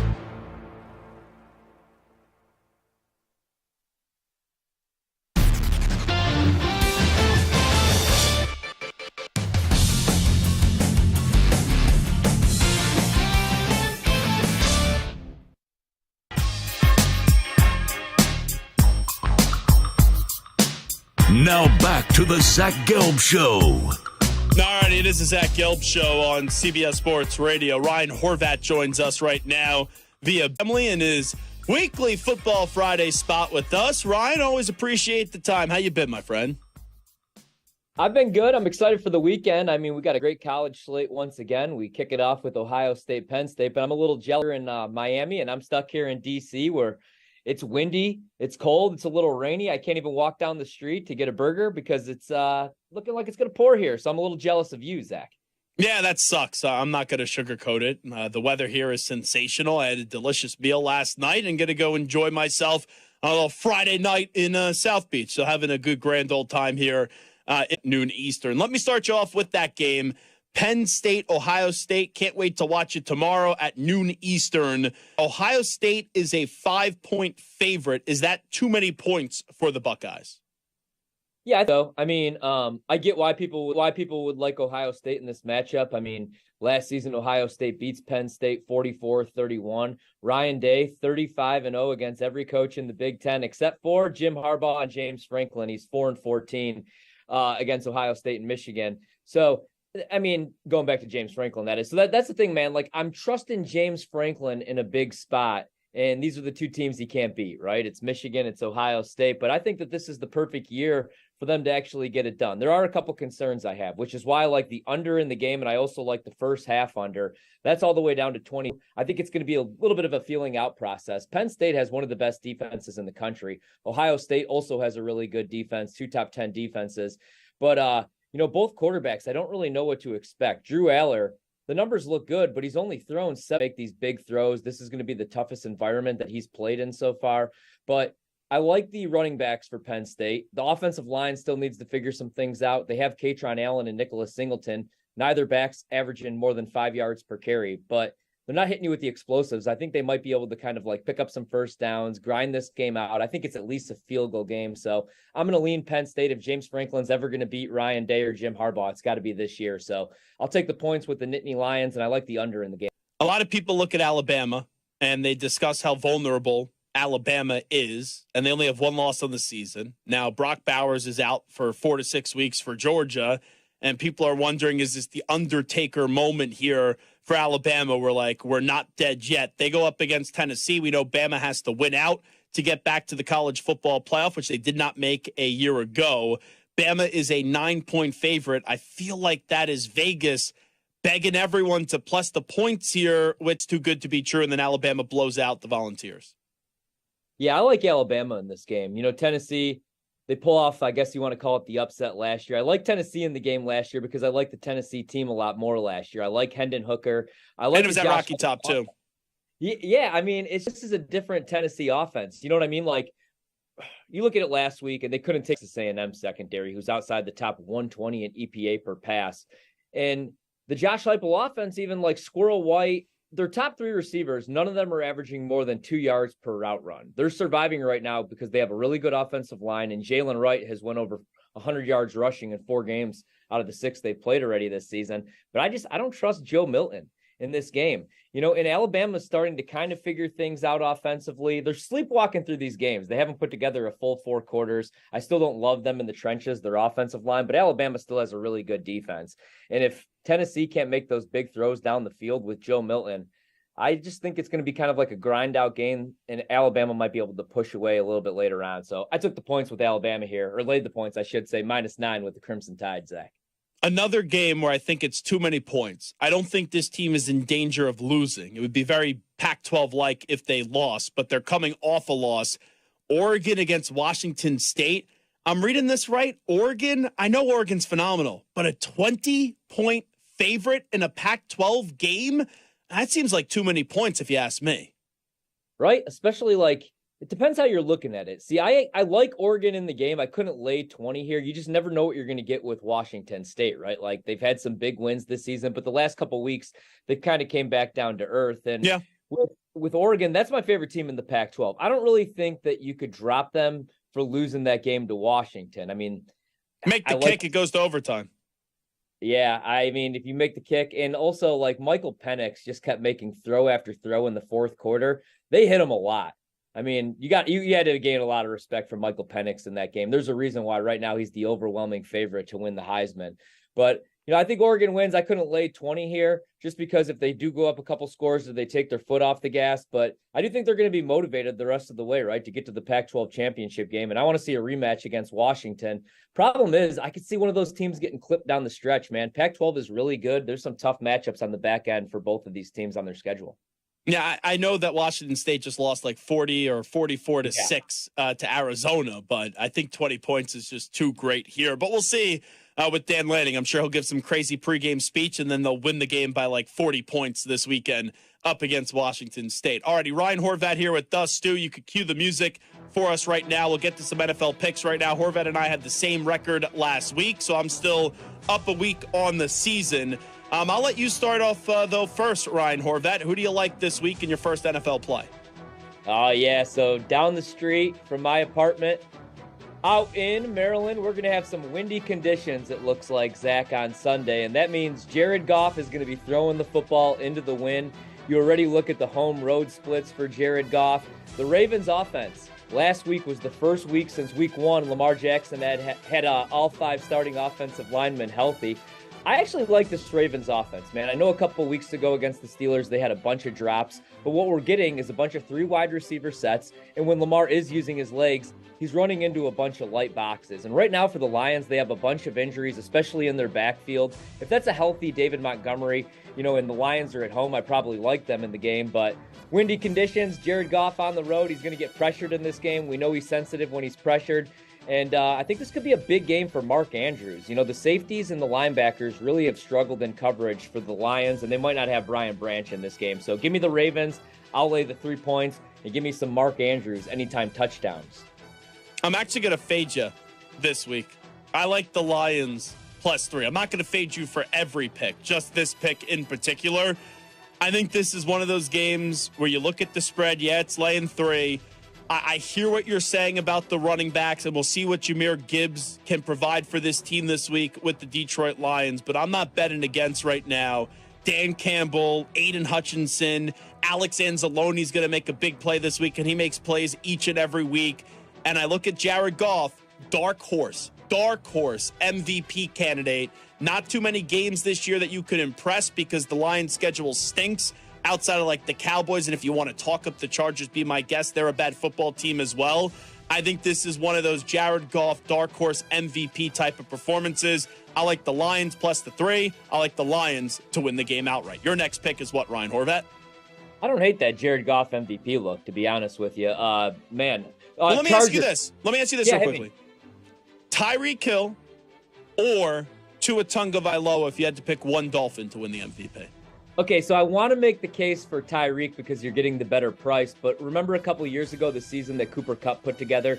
Now it's a quarterback award, you know what I mean? So if anything, he'll be Offensive Player of the Year. So I would most I'd go with Tua, even though you're not getting the better number. I would actually take Tyreek, and I hear what you're saying, and a non-quarterback hasn't won the award since 2012. A wide receiver has never won the award. but you put up 2,300 yards receiving and 17 touchdowns, what he's on pace to do. And you ask me who's the more intimidating player on the Dolphins, and I like Tua, but it is, to me, Tyreek Hill over Tua Tagovailoa. But you know how these writers get. They'll probably just vote the quarterback. You're probably right and end up going with Tua. All righty, play number 2. What do you got, Ryan Horvat? You know what? I was going to go with the dog. I'm going to go back to another favorite because I want to talk about this team now. I want to talk about the Dolphins because this is going to be the first meeting, if you could believe it, between Tua and Jalen, actually. So we'll go to that Eagles-Dolphins game, and I like the Eagles to bounce back. This opened up at 4. We're under the 3 right now. We're actually at 2.5. So I'm going to take Philadelphia under a field goal to bounce back after they suffer their first loss. You know, the Dolphins offense, you talk about Tyreek and Tua.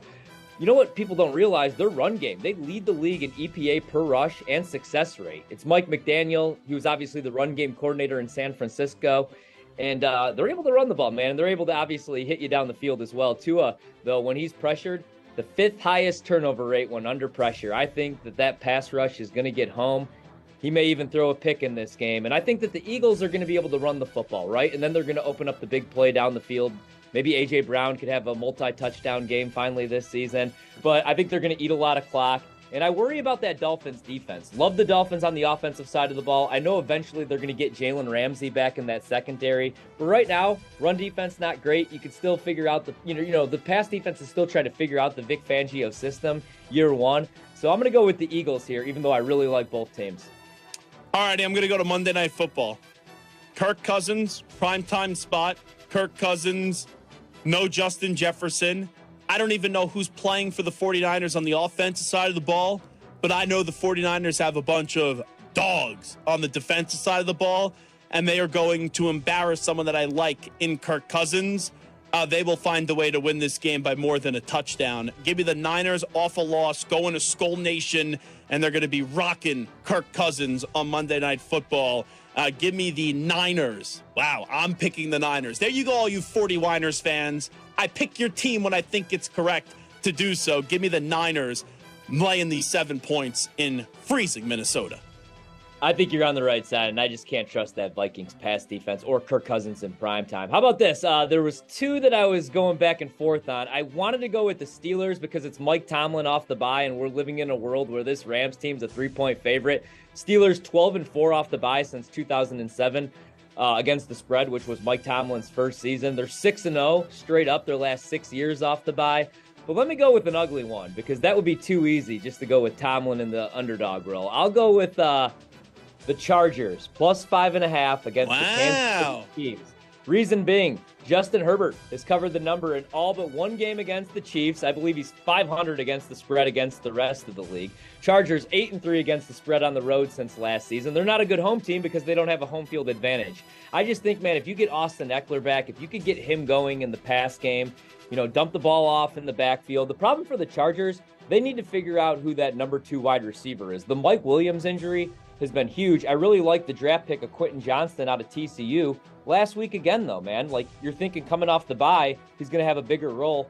2 targets, no receptions. They got to figure out who that next guy is because Keenan Allen, the first 5 weeks of the season, has put together the best receiving season for a Charger in team history. Defensive side of the ball, we kind of know what they are.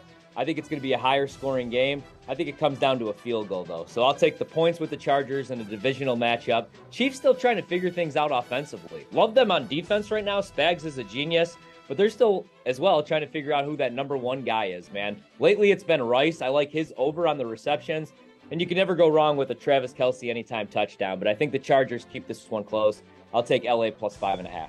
Do we know if Taylor Swift's going to be there? I'm kind of hoping that she is because then I could use the narrative when the Chargers win outright because I like a little money line sprinkle that Travis Kelce was distracted.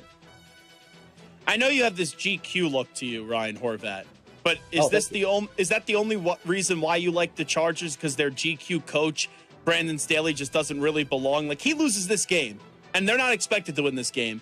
He deserves to be fired because through 7 weeks of the season, he would have 2 wins, and they would be up against the Vikings, who stink, and then the Raiders, who stink as well. If Staley doesn't win this game, bye-bye, gone. Oh, I agree. And you know what? I like the Chargers coming into the season, so I went over 10.5 wins. I actually took a shot with them to win the division, even though you have the Chiefs, who are favored in every game this season, just because we were getting a 3-1 price. But I also sprinkled a little bit on Brandon Staley to be the first coach fired. Because okay, good. I thought you were about to say Coach of the Year for a second, and I was about to have my head explode. In my dream world, I think the Chargers have to win a playoff game because they made the playoffs last season with Justin Herbert and with Brandon Staley as head coach. They were gifted 4 turnovers in the first half by Trevor Lawrence in his first start in the playoffs. They still blow that game. I think, in my dream world, if they don't make the playoffs, I want to see Justin Herbert with an offensive-minded head coach, not just Kellen Moore as his play caller. Ben Johnson and Justin Herbert together. That's what I'm dreaming of. But I don't know, man. I just can't quit this Chargers team. Way too much talent. I know the defense hasn't lived up to expectations. I know they had to trade away J.C. Jackson already. Khalil Mack's been playing pretty good football. What does he have, 6 sacks the last 2 weeks? Pass defense, run defense, not very good. But I just think they have too much talent to finish with 7-8 wins. I know Herbert's not healthy right now, but I think he bounces back.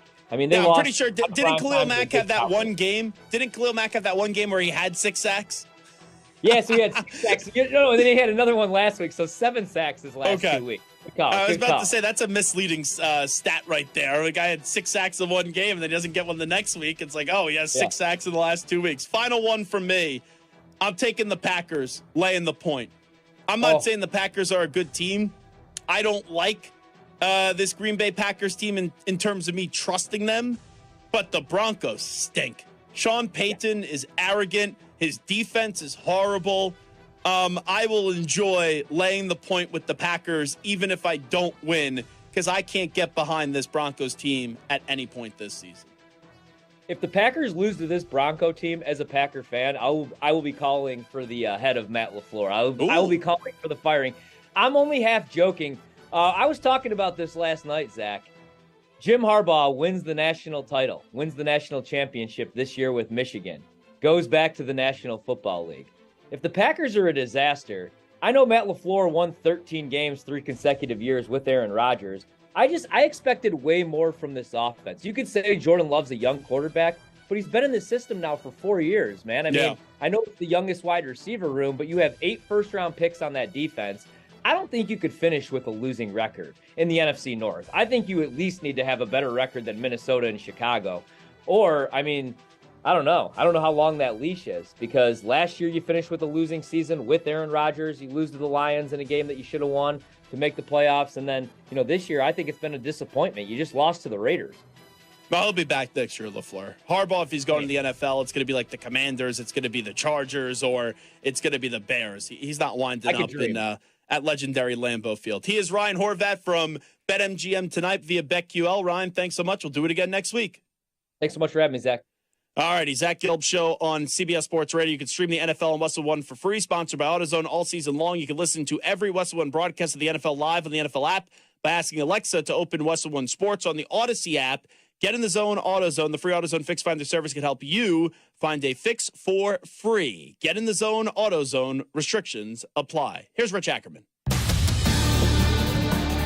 CBS Sports Radio.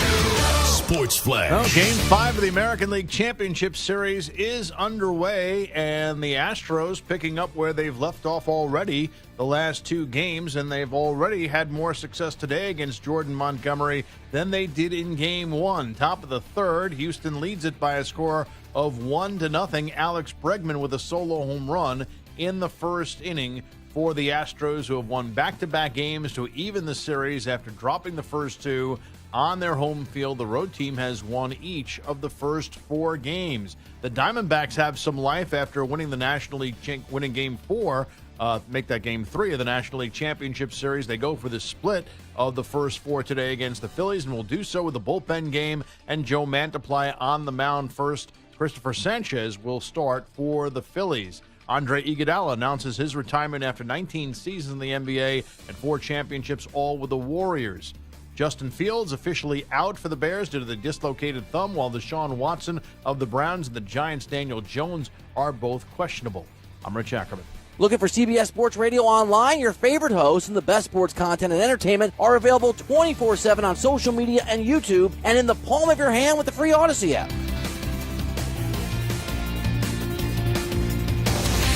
CBS Sports Radio.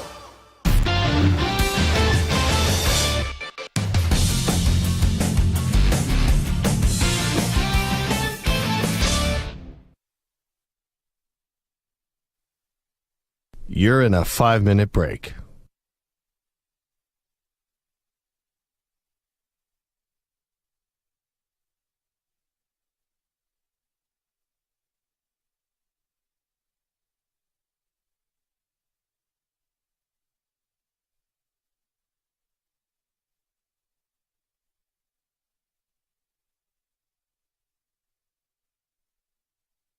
Four minutes, 30 seconds remaining.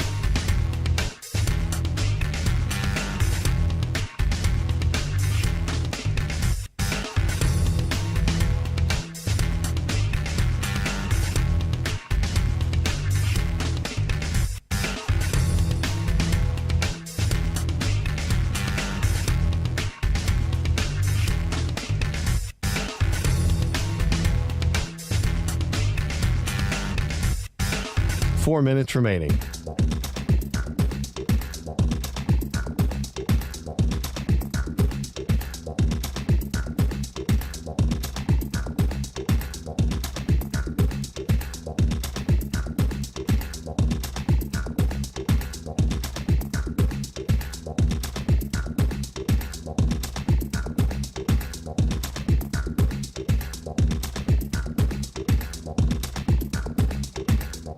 Three minutes, 30 seconds remaining.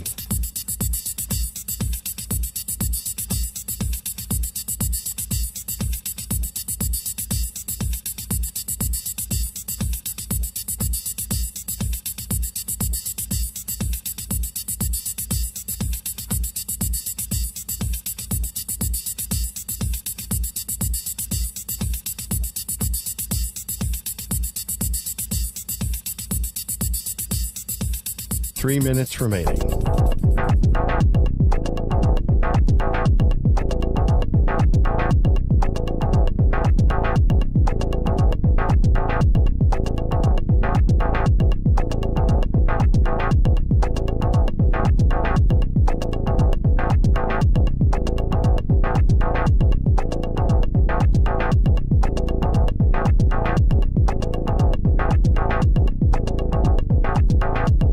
Two minutes, 30 seconds remaining.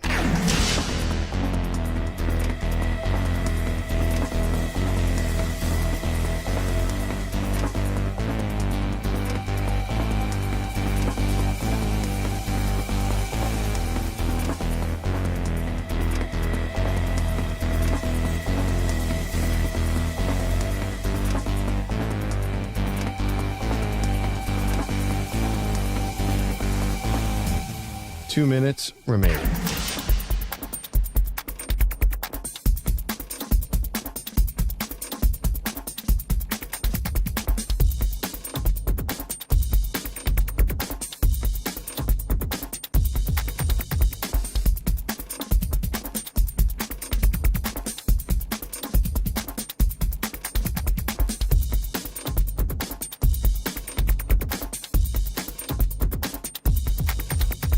One minute, 30 seconds remaining.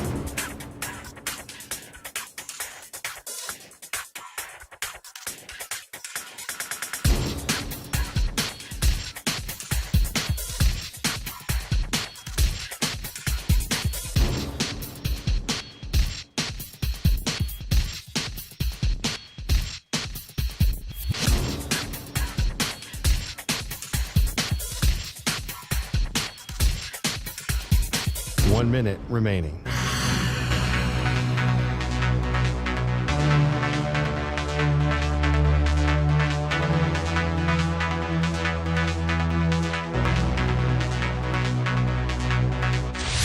Five seconds remaining.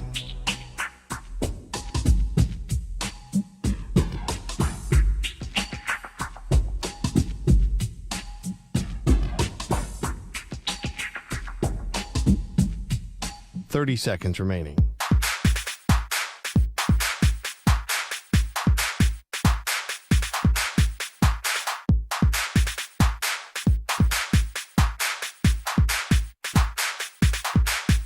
Fifteen seconds.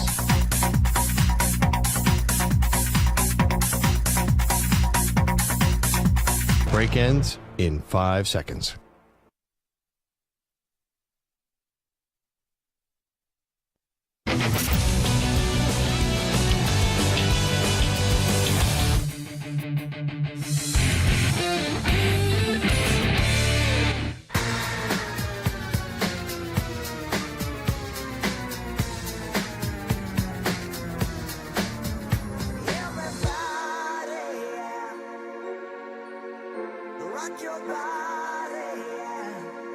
Hey, this is Howie. And this is Nick from the Backstreet Boys. And you're listening to the Zach Gelb Show on CBS Sports Radio. And guess what? Zach is back. All right. He's live. He's nationwide on CBS Sports Radio. This is the Zach Gelb Show. And it's time to answer our Ask the Pros question of the day, brought to you by O'Reilly Auto Parts. David in Buffalo says, hey, Zach, big Bills fan. See that Derrick Henry or Saquon Barkley could potentially become available. Who do you think is the better running back for the Bills to trade for?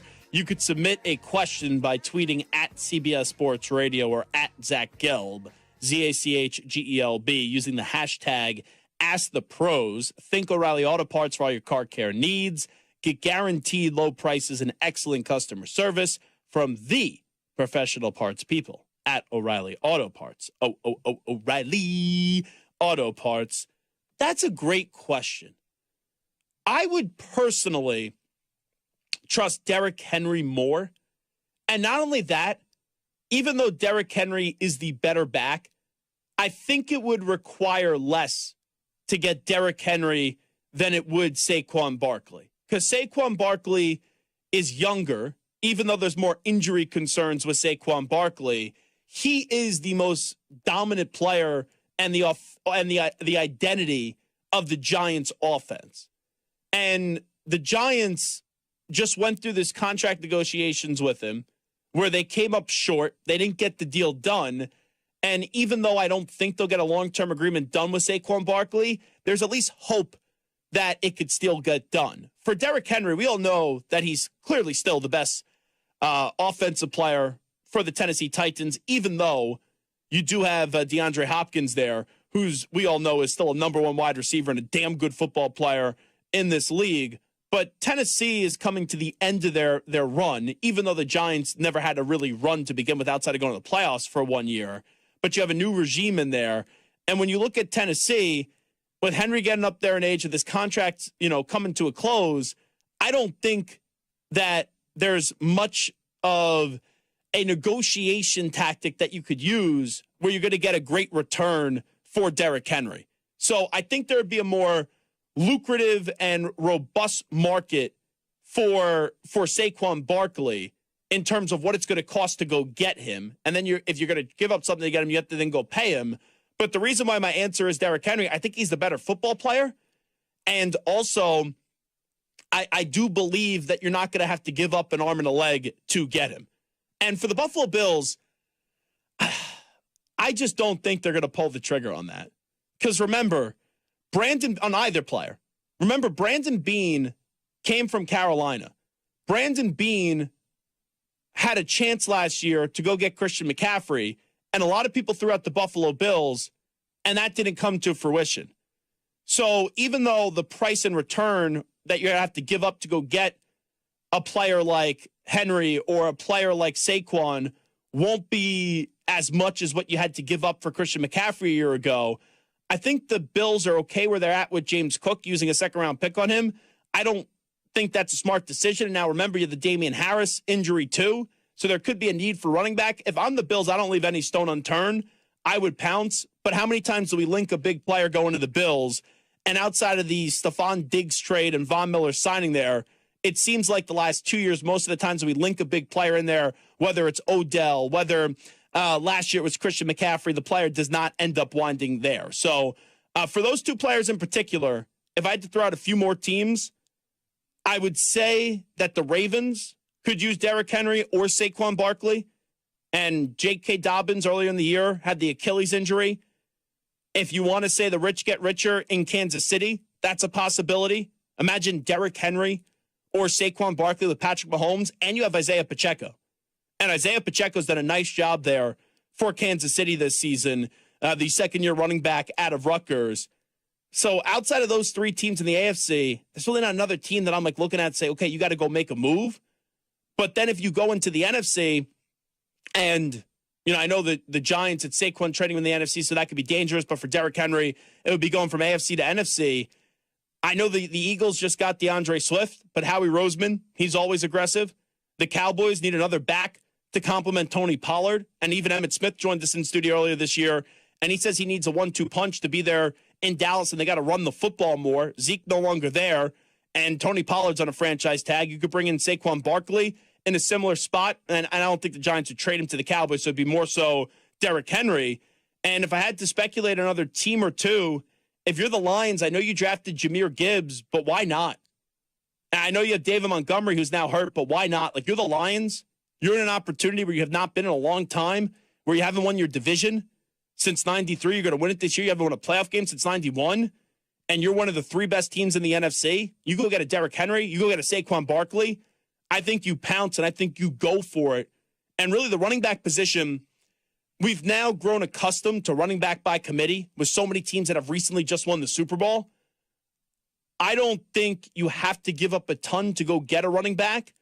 But if you're a team that maybe is a running back away and you have this really good roster, like a team that the Lions have, and Montgomery's good, we'll see what happens after the injury. Jahmyr Gibbs, you just used the 12th overall pick on him, but I don't know what he's going to be. I don't think it hurts you whatsoever to give up some capital to go get a Saquon or to go get a Derrick Henry. And I'll throw one more team out there.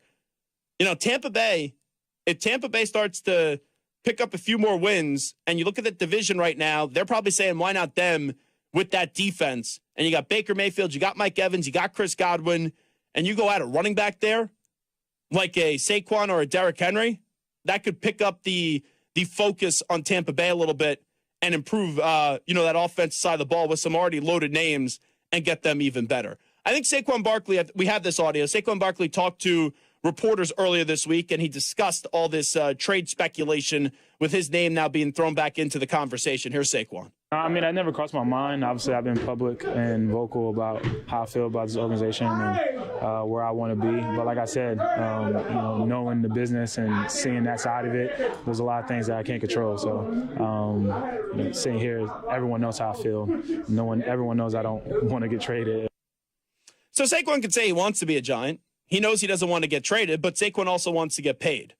And in the direction the Giants are moving in, I think they're blowing this thing up after this offseason, where Joe Shane will stay there, Brian Daboll will stay there, but they don't have a lot of pieces, and this team stinks, and they know they have Daniel Jones on the roster, and they're paying Daniel Jones, and they could get out of the contract a year from now, but they're probably going to be picking a quarterback because the Giants are heading into that top 10 category once again in the draft order, where they thought they were going to get out of it because of making the playoffs, and not only did they regress this year, they did fall flat on their face. So good question there from David in Buffalo. Personally, I would want Derrick Henry more than Saquon. I think Derrick Henry is even though he's the older player, I think he's the better player, and it wouldn't cost you more than it would to go acquire Saquon Barkley. Good stuff from everyone here at WQAM. Appreciate them hosting me the last few days. Big thanks to Samter and Stu back in New York City, and each and every one of you. Have a great weekend. We out. We'll talk to you Monday. Bye-bye. Peace.